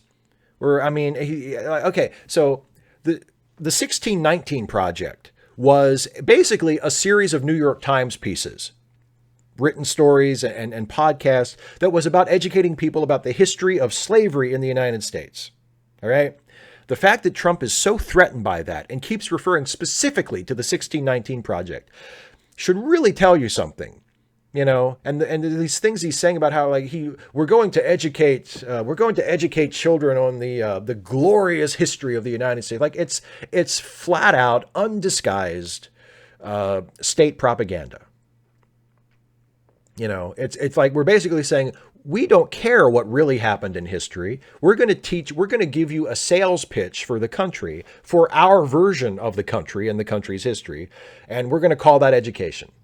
It was disgusting. And if you needed another reason to vote against the guy, that's it. Hopefully you don't need another reason, but he keeps giving you reasons. Pedro Noguera says, why does fictional tech work for some Trek series while it doesn't for others? Not talking about consistency, but why do some things go beyond sci-fi and into fantasy? Where's the threshold? I'm not sure what you're getting at there. Do you mean something like the transporter could conceivably be like a real piece of technology, but you know, maybe like the warp drive or the spore drive couldn't, something like that? I'm not really sure what you're getting at. And honestly, I don't care. Like for me personally, as a viewer, it doesn't matter to me at all, whether it's sci-fi, whether it's rooted in some kind of valid scientific principle or whether it's just totally out there fantasy. Like it makes no difference to me at all. That's why when people were upset about the spore drive in Discovery, I was like, who fucking cares? Like it's a made up show. There's no, hey, I hate to break it to you. There's no such thing as subspace either. That's totally fucking made up. There's no such thing as subspace as far as we know. Like, there's no scientific basis for that currently whatsoever.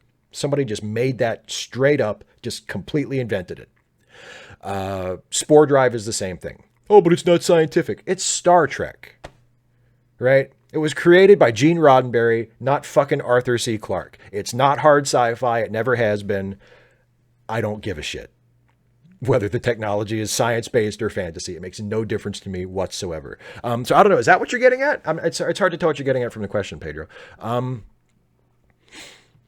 Random Geek says, are those... Oh, there's a couple of super chats here that I'm missing here, first of all. John Burns says, I found the question about complaints of Lower Decks lacking serious issues laughable. Lower Decks have crew who are the Diet Coke of Starfleet, working in the astrophysics lab, not firing phasers. Yeah, good point. And then there's also a super chat from Jeremy Landry that I want to acknowledge. Thank you very much for your generosity, my friend. And now some random geek says, "Are those Star Trek dolls on top of the dresser in the background?" Yes, those are all Star Trek dolls. Those are the dolls that I use to make my photo comics. And they're all nice and lined up on the dresser back there. And there's also a little tiny, you can see in the on screen on the well, I guess in real life too, because it's the same when I look at it. On the right front corner there. Here, I'm pointing at him right now. It's a little Tom Servo from Mystery Science Theater. And yes, it is a different background. Oh, Philip Boiler, did you watch Bill and Ted yet? No, I did not. I said I was going to, and I didn't. I'm a liar. I'm a lying liar. I have not seen it yet. Queer Pro Black says, what should be done about racist rebranding? For example, conservatives now were out and out Confederate-loving racists of yesteryear. Anything to do about constantly rebranding? Just keep talking about it.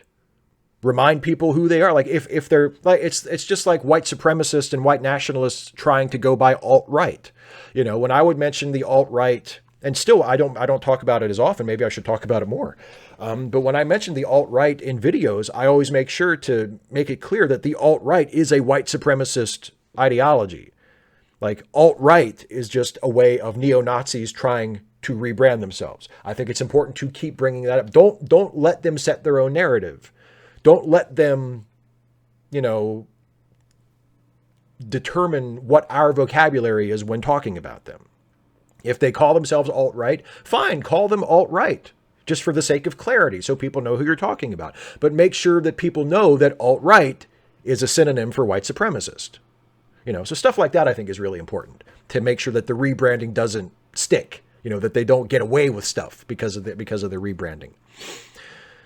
255 AD says, I'm in Sherwood Forest right now. Does it ruin the Robin Hood mythology to know this place is just a holiday camp now?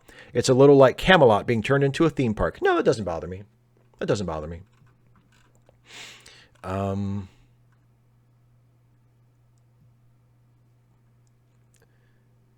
Deralta Trekkie says, so with that much of COVID infections and death, etc., why the frack are we not talking about a real lockdown now? Because God bless America. That's why. Because God bless America. Just got another super chat from John Burns. Thank you as always for your generosity, my friend. According to honest trailers, there might be an actual Nazi in season 2 of The Boys. Are you watching? Do you plan on watching The Boys? I have not been watching it.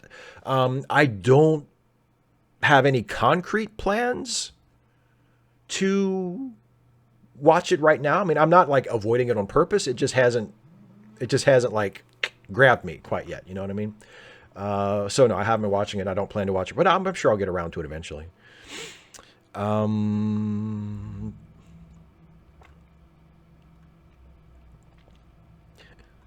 Okay, Pedro is rephrasing the question. Why does the magic wand in Star Trek Picard seem so strange, and why do we consider technobabble and disco kind of clunky? It's all fictional, right? Well, yeah, yeah, and I completely agree with you. I don't think there really is a distinction between it.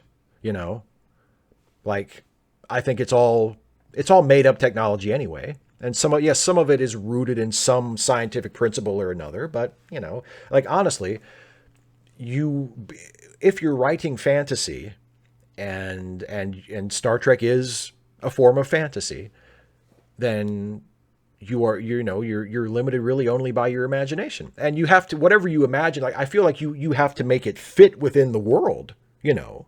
It can't feel out of place, but the world of Star Trek is so expansive and has been so many different things over the last 50 some odd years that it's actually not all that difficult, you know. So yeah, why do we consider technobabble and disco kind of clunky, and why do we consider, you know, the magic wand? I think it's a matter of perception. It's a matter of our own personal expectations. Like in terms of technobabble, I never really thought the technobabble and disco was clunky. I will say I find it very difficult to imagine classic Star Trek with technobabble because there was almost none.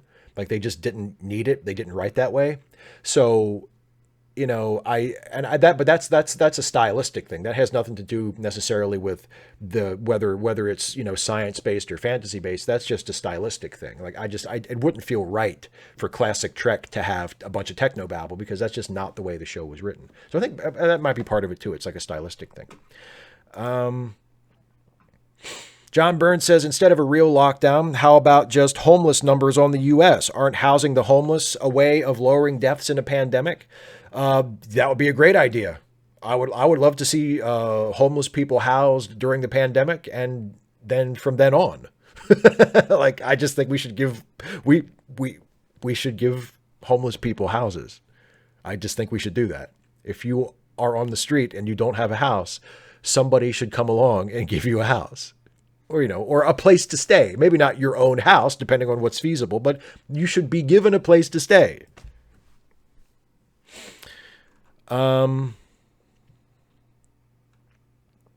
asks, do you have a favorite journalist? Oh, boy. Not really. Not really. Not that I can think of off the top of my head. I don't know, David Fahrenthold has done some good stuff reporting on the Trump administration over the years. That's been, I don't know. Yeah, I guess maybe the closest I can come is saying David Fahrenthold, but I mean, I'm not like super attached to him. I can remember him and think of his work. Do you have a favorite journalist?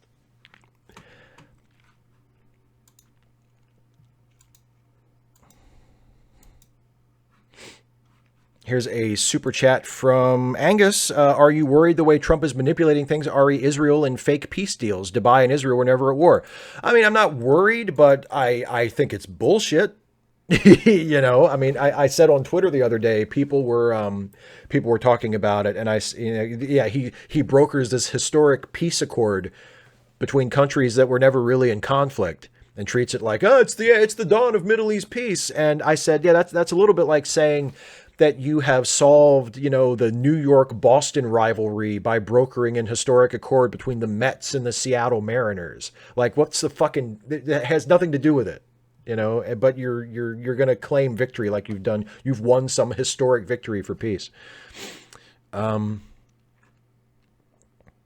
Caroline asks, did you ever see Disney's Black Hole? Do you think it got a bad rap for trying to rip off Star Wars? I saw it when I was really little, and I remember almost none of it. So, I can't really say. Murray Ziller says, how much does your love of sci-fi base itself on either fantasy or science? I think it comes from my love of science. It originates with my love of science. But it really depends on the story. It really depends on the individual story. Like if there is a particular story that speaks to me, that I think is good or that is compelling or moving or interesting or whatever, it doesn't matter whether it's based in science or based on fantasy. What matters is the story. But the initial interest is probably from my interest in science. Dana, yes. June Arden. I mean Jane, so sorry. Inside joke. It's an inside joke. Caroline Clark, Lowell Thomas, Walter Cronkite. Sure. Yeah. Imon,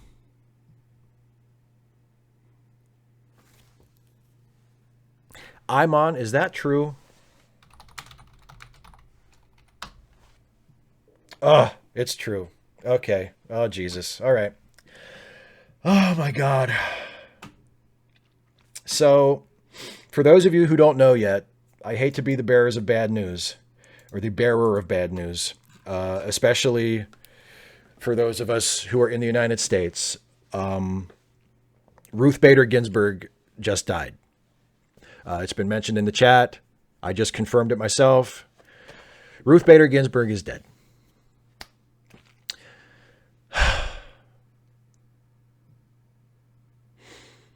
So,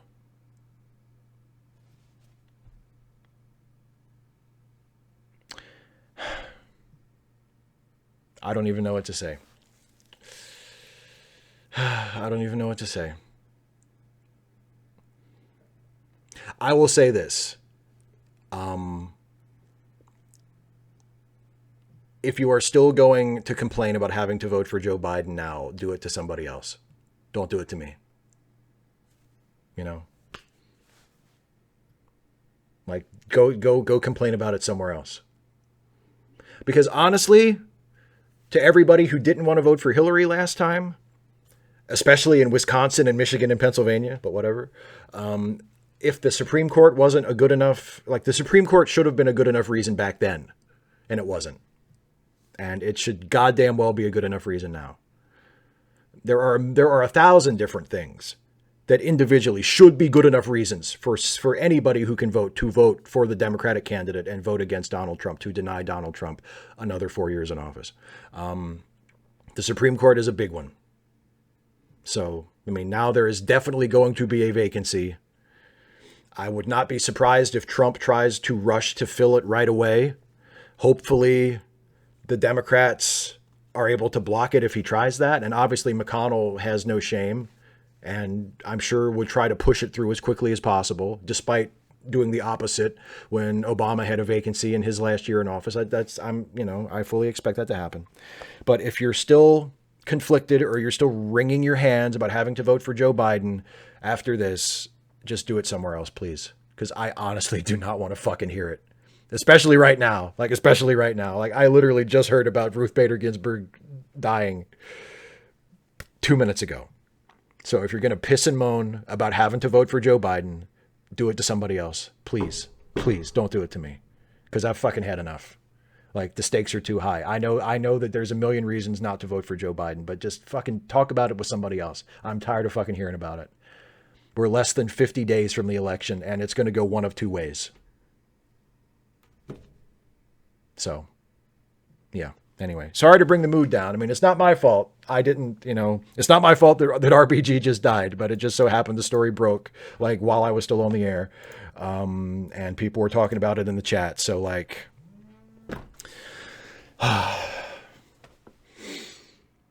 it sucks. It's a bummer. Yeah. And Dana is exactly right. This is why senatorial elections are so important. Yes, please. When I say go vote, don't just vote for president. Vote for, if your senator is up this time, vote for your senator, vote for your member of Congress, vote for your state legislators, vote for your local officials, vote all the way up and down the ticket, and vote for the most progressive candidates that are on the ticket. Or I should qualify the most progressive candidates on the ticket that have a realistic shot at winning. Except in the primary. In the primary, vote for whoever the fuck you want. But once you get down to the nitty gritty and you get down to the general election, please vote completely up and down the ticket. Please vote to elect progressive people, or the most progressive people available, as much as you possibly can. In the Senate, in the House, in your local representatives, your state representatives, the president, the vice president. Jesus Christ. Please. Please. Okay, let me turn back to the live chat for a few more minutes, and then we'll wrap this up. And somebody asked, or before all of this happened, somebody, I think it was Joe McClory asked who my favorite Muppet was. Joe McClory, favorite Muppet. And Opinionville, Jason was right, because I think Jason and I have talked about this. Jason is correct. It is Bobo the Bear. It is Bobo the Bear. I love Bobo.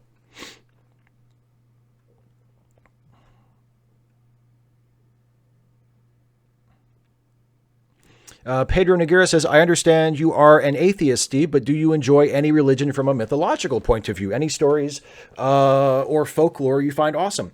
Honestly, if you take the religion out of it, or if you treat it as literature and as mythology instead of the word of God that everybody must obey, I quite like a lot of the King James Bible. I think the language is lovely. I think a lot of the stories, especially early on, like in the book of Genesis, are really, really interesting and really nice if you look at them as mythology. I think some of the narrative of Jesus is good. I don't think everything Jesus says is good. I think some of what Jesus says and does is kind of fucked up. But there are statements of moral principles in the King James Bible that I don't think the Bible deserves credit for. Like, I don't think that those principles are original to the Bible, but I think they are expressed in a way that is very, very beautiful and very memorable. I love the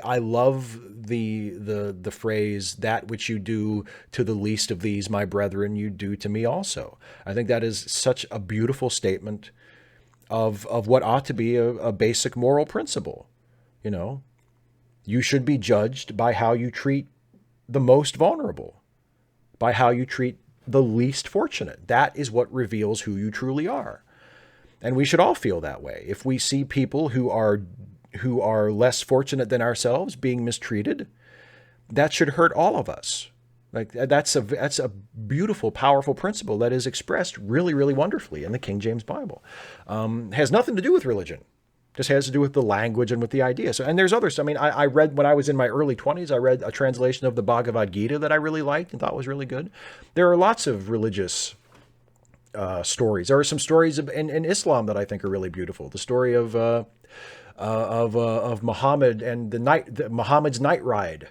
I think is a wonderful story. And the idea that, that he would ascend to heaven and he would win an argument with God. Like, Muhammad was such a great guy that he won an argument with God. God wanted people to pray to him 50 times a day, and Muhammad argued him down to 5. Like that. It's a great story. I don't think it's true. I don't think that the God in that story is real. I don't think Muhammad was really a prophet. I don't think Jesus was really the son of God. I don't think there is a God, but I think it's a beautiful story when judged as literature, when judged as mythology. Okay, let me catch up on some super chats here since I've been running my yap. John Burns with another one. Thank you again, as always, for your generosity, my friend. Says, McCoy's character in the reboot. Why? He was an old country doctor who retired from his practice and joined Starfleet after his divorce. A good humanist who Kirk would chide for not being the Academy, and yet J.J. Abrams had Carl Urban. I thought the new McCoy was good, actually. I don't really think the new McCoy was all that different from what you're describing, really. Another super chat from Dan Leckie saying, have you seen Star Trek First Frontier? Thoughts? I have not, so I have no thoughts. But thank you for the super chat. And then one from Tall FL Guy. If Trump wins again, should blue states like California think about seceding from the Union? Nah, I don't know. I'm generally not in favor of that. I don't know. I don't think that's the way forward. I don't think that's a good idea. And super chat from John Burns saying, Joe Rogan interviewed Edward Snowden this past week. Snowden has been found to have not done anything illegal, and many are calling for a pardon so he and his wife can go home. Thoughts? I mean, I'm not mad at Snowden. I'm not mad at Snowden. I would be fine if he was allowed to come home. Like, I'm okay with that.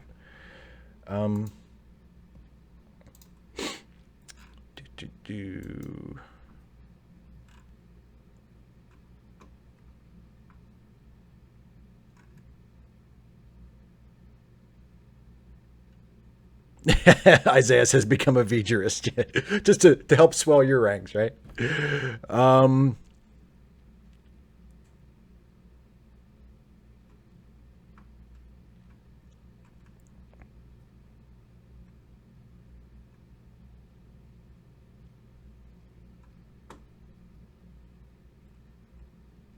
Oh, Dana asks, will you tell us something that makes you smile, please?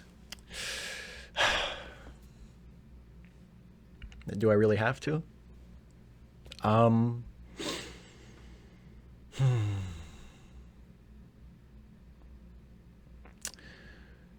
mean, there are lots of things that make me smile.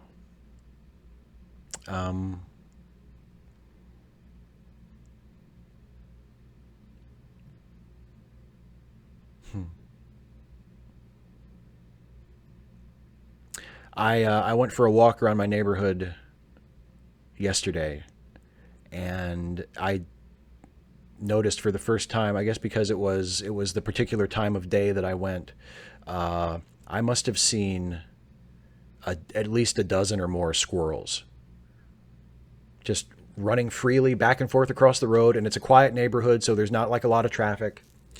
And they, so they didn't have to worry about being run over or anything. And they were obviously very sort of used to people, and they were running up and down trees in people's yards, and running along the telephone poles and stuff like that. And that really made me smile. Just pretty much anytime I encounter animals in the wild, whether I see, if I go for a walk on Antietam Battlefield, which is near where I live, and I encounter a deer, as I did the other day, that makes me smile. Being out in nature, walking past the creek makes me smile.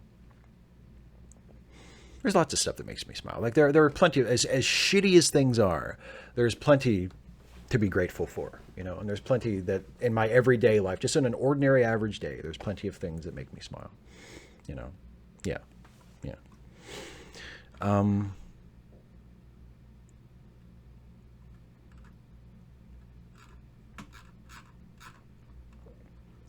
Another super chat from John Burns. I'd like to teach the world to sing in perfect, and then you get cut off.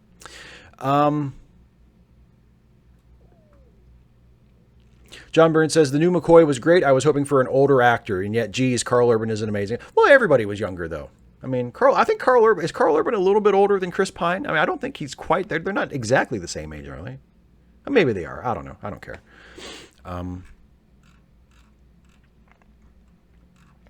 Dynacat Loves Me says, Trump hasn't blamed Antifa for setting the Western forest fires, but how long do you think it will take before he does? Well, if his polls don't improve between now and the election, it'll be sometime between now and the election.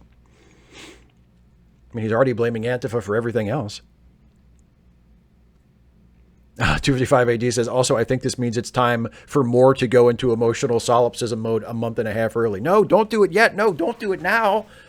If you have to, do it after the election. If the election doesn't go the right way, don't do it now. God damn it. Stay active now. We have to win this fucking election. Don't go into emotional solipsism mode before the fucking election, please. Jesus.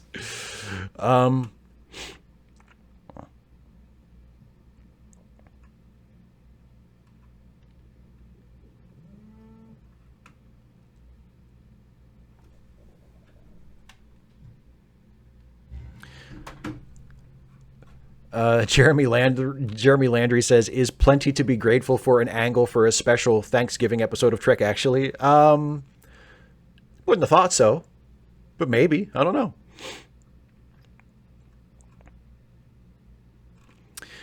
Dan Leckie, favorite drink? Favorite alcoholic drink is probably either a gin and tonic or like a gin fizz, like a gin and club soda, maybe with a squeeze of lemon.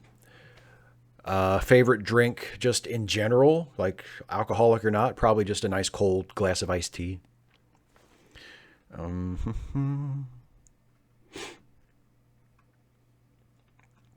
Gauss STO, coffee or tea? Coffee.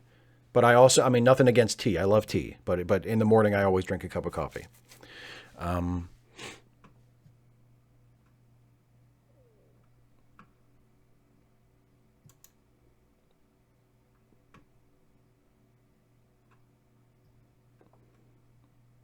Pedro says, I just wanted to say you are a very cool dude. I really like you, man. I wish we had great content creators such as yourself here in Brazil. That really means a lot. That really means a lot for you to say that, Pedro. I mean that. Thank you very much for saying that. And thank you for asking such cool questions and leaving such good comments and stuff. I really appreciate you too, my friend. Plasma Burn Death says, like I worried when Trump was elected, all he needs to do is get it legal on paper, and the rape and pillaging of the United States is legal, and now they have check and mate. Yeah. It's not that easy though. Like Trump, he can't just make laws. Like he needs to have congressional approval. Legislation has to happen at some point for big stuff. So it's not as if he's completely, unchecked. Angus says, so after that news, which Kirk would be more successful with the Green Ladies, Shatner or Pine? Pine. And it's completely superficial. Because honestly, and look, young William Shatner had nothing to be ashamed of in terms of the looks department. Young William Shatner was a good looking dude. But come on, man. Chris Pine, seriously? Chris Pine, okay? Pine Kirk would have the easiest time, I think, with with anybody he wanted to fuck who wanted to fuck him. I'll put it that way. John Burns with another super chat saying, if you're doing an Ask Away on October 9th, reminder to wish all of Canada a happy Thanksgiving. Ooh, let me see. Am I doing an Ask Away on October 9th? Let me see. I am, aren't I? No, I'm not. The next one is October 2nd, and then the one after that would be October 16th. So I'm not doing one, at least not right now, on October 9th. So I don't have to wish Canada a happy Thanksgiving. So do something with that. Yasser Masood says, do you watch any lefty YouTube political commentators, and who are your favorite? Not really. Honestly, I don't really watch that much political commentary on YouTube. So I don't really have a favorite. Like, I watch the news and I read, the paper, the Washington Post mostly, and other papers if I see stuff, like popping up. But I don't really listen or watch a lot of YouTube political commentary. Dana says, young William Shatner was not Chris Pine. No, he was not. No, he was not. Yes, and Infernal Solvang points out, yes, Pine is better looking, and he won Wonder Woman's heart. Indeed he did.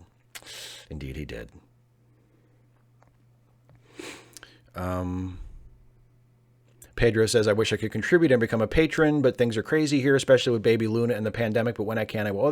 Don't put yourself out. I mean, I really appreciate it.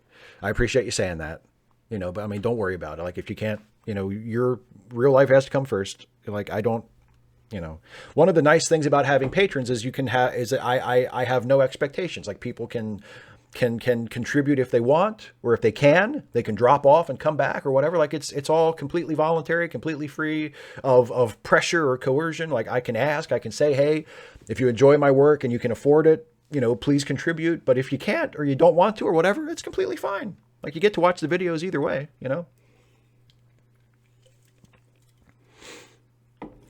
Some Random Geek, this is a good point. Hasn't it been proven that gender reveal parties have caused more property damage than Antifa and BLM combined? Should we ban gender reveal parties instead? Yeah, I mean, I mean, I don't know if we should ban gender reveal parties, but I think they're really silly. I'm not a big fan of them. I think they reinforce some harmful stereotypes. I just don't get why people want to throw parties. Especially parties where you're inviting like your fucking family. Like, it's like another baby shower or another birthday party. Like, who the fuck what is wrong with people? What is wrong with you people that want to hang out with your fucking families all the time? I mean, other than like my immediate family, like my dad and my brother, like my grandparents while they were alive, like other than that, like I wasn't looking for reasons to hang out with my fucking cousins and shit. Like, fuck those people. Who the fuck wants to hang out with their extended family? They're like friends from work and shit. What the fuck? What is like? That is so alien to me. Hey, let's have a gender reveal party and invite all our friends and family. What the fuck? Why?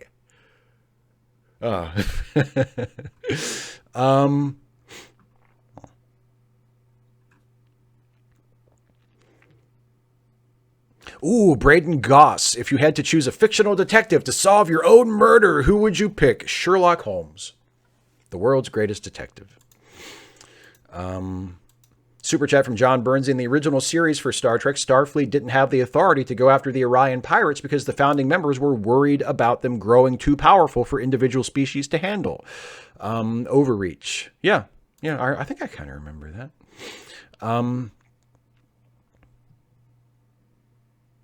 Dana asks, do you think Diana will get over Steve Trevor? Nope. Never. I can say that with confidence. Diana will never, ever get over him.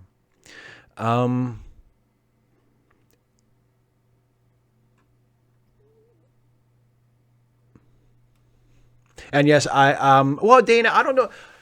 I'm mostly on Dana's side as far as Batman not falling in love. Yeah, I don't think I'm quite as hardline on that as she is, but pretty close. And for the reason that I just don't think Batman has a girlfriend stories are all that interesting.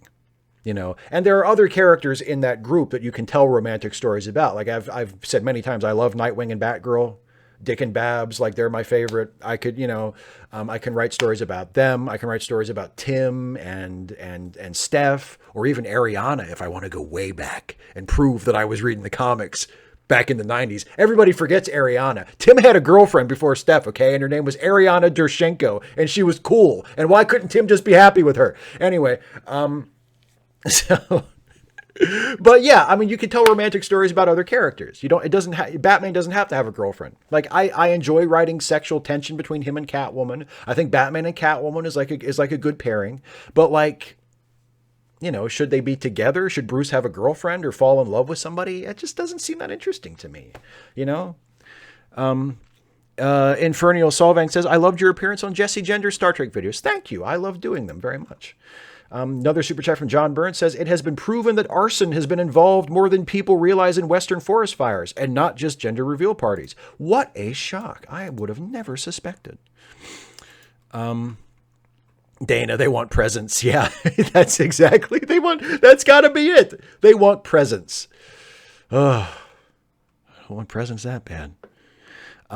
David Colby, not Data as Sherlock Holmes. No, the real Sherlock Holmes. Second place would be Batman.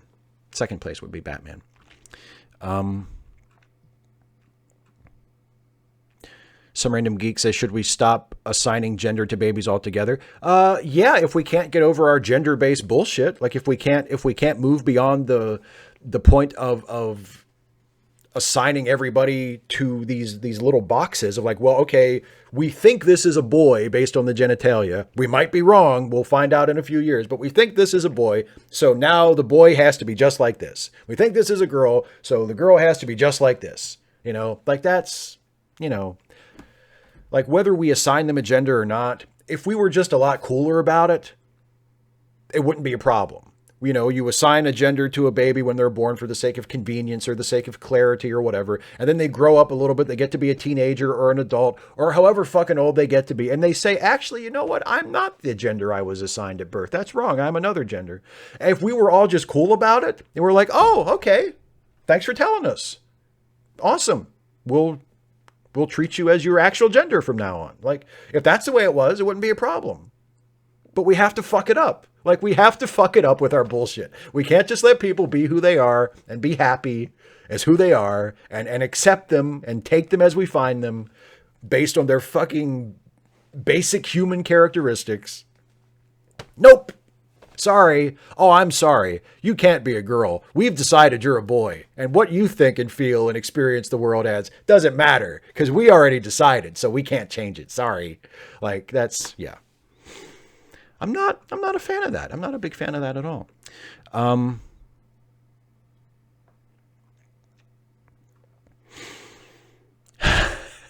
Dana, no one is as hardline on Batman does not fall in love as I am, alas. I'm pretty close. Like I would never argue with you about it for sure. 255 AD says, desperately looking for the silver lining of the shit. Might this get Biden on board with court packing? Maybe. I don't know. I wouldn't bet on it because Biden is one of Biden's many flaws is that he's not really a rock the boat kind of guy, but maybe, I don't know. Dana says, is there a personal connection to Tim Ariana there? No, not that I'm aware of. Not really. Not like there is with Dick and Babs. I think it's more like Tim and Ariana were a thing when I first started reading the comics. So I just kind of remember them and sort of, it's like, oh, Ariana is Tim's girlfriend, and everything sort of proceeds from there. So if they break up, well, okay, but he has to be with Ariana first. I don't feel nearly as personally connected to them as I do to Dick and Babs. Not even close.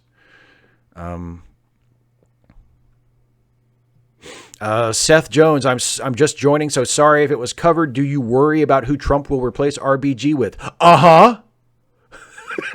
Yup. Oh boy, I sure do. Super chat from John Burns, still waiting for Greg Kinnear as Bruce Wayne walking through the Wayne Memorial Hospital saying hello to the staff until he realizes why he knows most of the patients.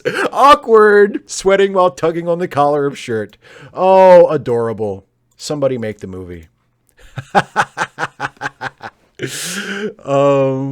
David Colby says, while doing this live stream, I've been playing Dead Space, a game where you are trapped on a monster-filled ship. Which Star Trek character would you want with you on a monster ship? Well, Worf, of course. Seth Jones says, I know you don't game much, but have you played the Arkham series of Batman games? They have rather enjoyable stories and great voice acting. Nope, I have not. Pedro says, is there a space for a Cassandra Cain fanfic maybe? Yeah, absolutely. I think we'll depict her at some point for sure. Yeah. Yasser Masood says, if the Bajorans are supposed to be the Jewish people, Cardassians are Nazis, are the Maquis Palestinians? I think you could read them that way. Yeah, I think you could read them that way. The thing about the metaphor there is it's very permeable. Like, it can be different things in different stories. Like, the Bajorans don't always have to be the Jewish people. The Cardassians don't always have to be the Nazis. But generally speaking, like, that's the way it falls. And yeah, I think you can read the Maquis as the Palestinians, maybe. Sure. Joshua Perrine, more Stephen Stuffy anytime soon? I do not know. I honestly cannot tell you. Isaiah says, did you see the model kit I made? Yes, I did. I saw that you tagged me on Instagram, right? Yes, I saw it. It looked really awesome. Zeraxis super chat says, Steve, this is depressing and sad, but I feel it's important to bring up here. NPR, CNN are reporting that Ruth Bader Ginsburg has passed away. Yeah, we've talked about it. We've talked about it. Thank you for the super chat. But we've talked about it for sure.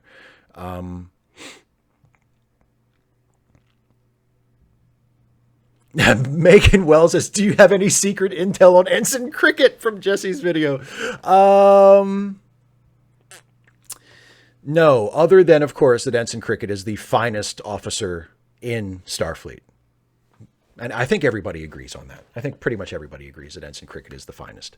Dan Leckie says, great show. Enjoyed watching live for the first time. I'm so glad you could join us live for the first time, Dan. I really appreciate having you here. And on that note, that's actually a really great spot, because I've been going for over 2 hours now, to wrap this baby up. So I'm gonna call this stream to a close. Before I go, I want to call everybody's attention, as I always do, first of all, to the charity links in the description of the video that were compiled into a Google Doc by our pal, Some Random Geek. Just some fundraisers and PayPal links and stuff for some friends of ours that need a helping hand, that are going through some tough times. Please click the link, check out the charity links in that Google Doc. If you can afford to contribute to help out any of our friends, please do so. I would encourage you very, very strongly to do that. It would make me very happy. And also, don't forget to support my work, patreon.com/Steve Shives. You can become a patron for as little as $1 a month. $5 a month or more gets you a shout out at the end of the Facepalm 5 and also a Trek Actually video. $1 or more also lets you submit questions ahead of time for Ask Away that I answer in the first part of the show. So consider that. If you dig my YouTube work, check out patreon.com/Steve Shives and help me continue to do it. I really, really appreciate all my patrons and all of your support. I could not do it without you, so thank you very much. And also, don't forget, in addition to the YouTube stuff, I am the co-host of some podcasts as a part of the Let Me Listen podcast family of shows. The shows that I co-host along with the brilliant and hilarious Jason Harding, who was here earlier. I don't know if he's still watching. I haven't seen him in the chat for a couple minutes. But whether he's here or not, he's great, and I love him, and he's one of my favorite people in the world. And we co-host Late Seating, which is a movie review podcast. The most recent episode of that is Serpico, which came out last week. You can listen to our review of Serpico if you haven't heard it. And also, we co-host The Ensign's Log, the Star Trek-themed improv comedy podcast, a new episode of which went up today. You can listen to new episodes and all of the episodes of Late Seating and The Ensign's Log and all of the other Let Me Listen podcasts at letmelistenpodcast.com or through your favorite podcast app or on SoundCloud where they're originally hosted. All the links to all of that are in the description. Please check out The Ensign's Log and Late Seating and all of the other great Let Me Listen podcasts. I saw... Dana says, I was going to make my cover photo an image on Facebook black. I changed my cover photo, but I'm wearing the Descent necklace in my image, and I'm keeping that fucker. As well you should. As well you should. All right, that's it, everybody. Thank you all so much for watching. To those of you in the live chat who are mentioning it, I guess, who missed the show earlier, yes, we're all aware of the death of Ruth Bader Ginsburg. It sucks. Vote. If you're an American and it's at all possible for you to vote, vote for Biden-Harris on Election Day. Please, God, vote against Trump. If you need any other reasons by this point, I don't know what the fuck to tell you. Just please, please, please. That's all. Okay. Thanks, everybody, for watching. I'll see you later. Please take care, everybody, and have a good weekend. See you.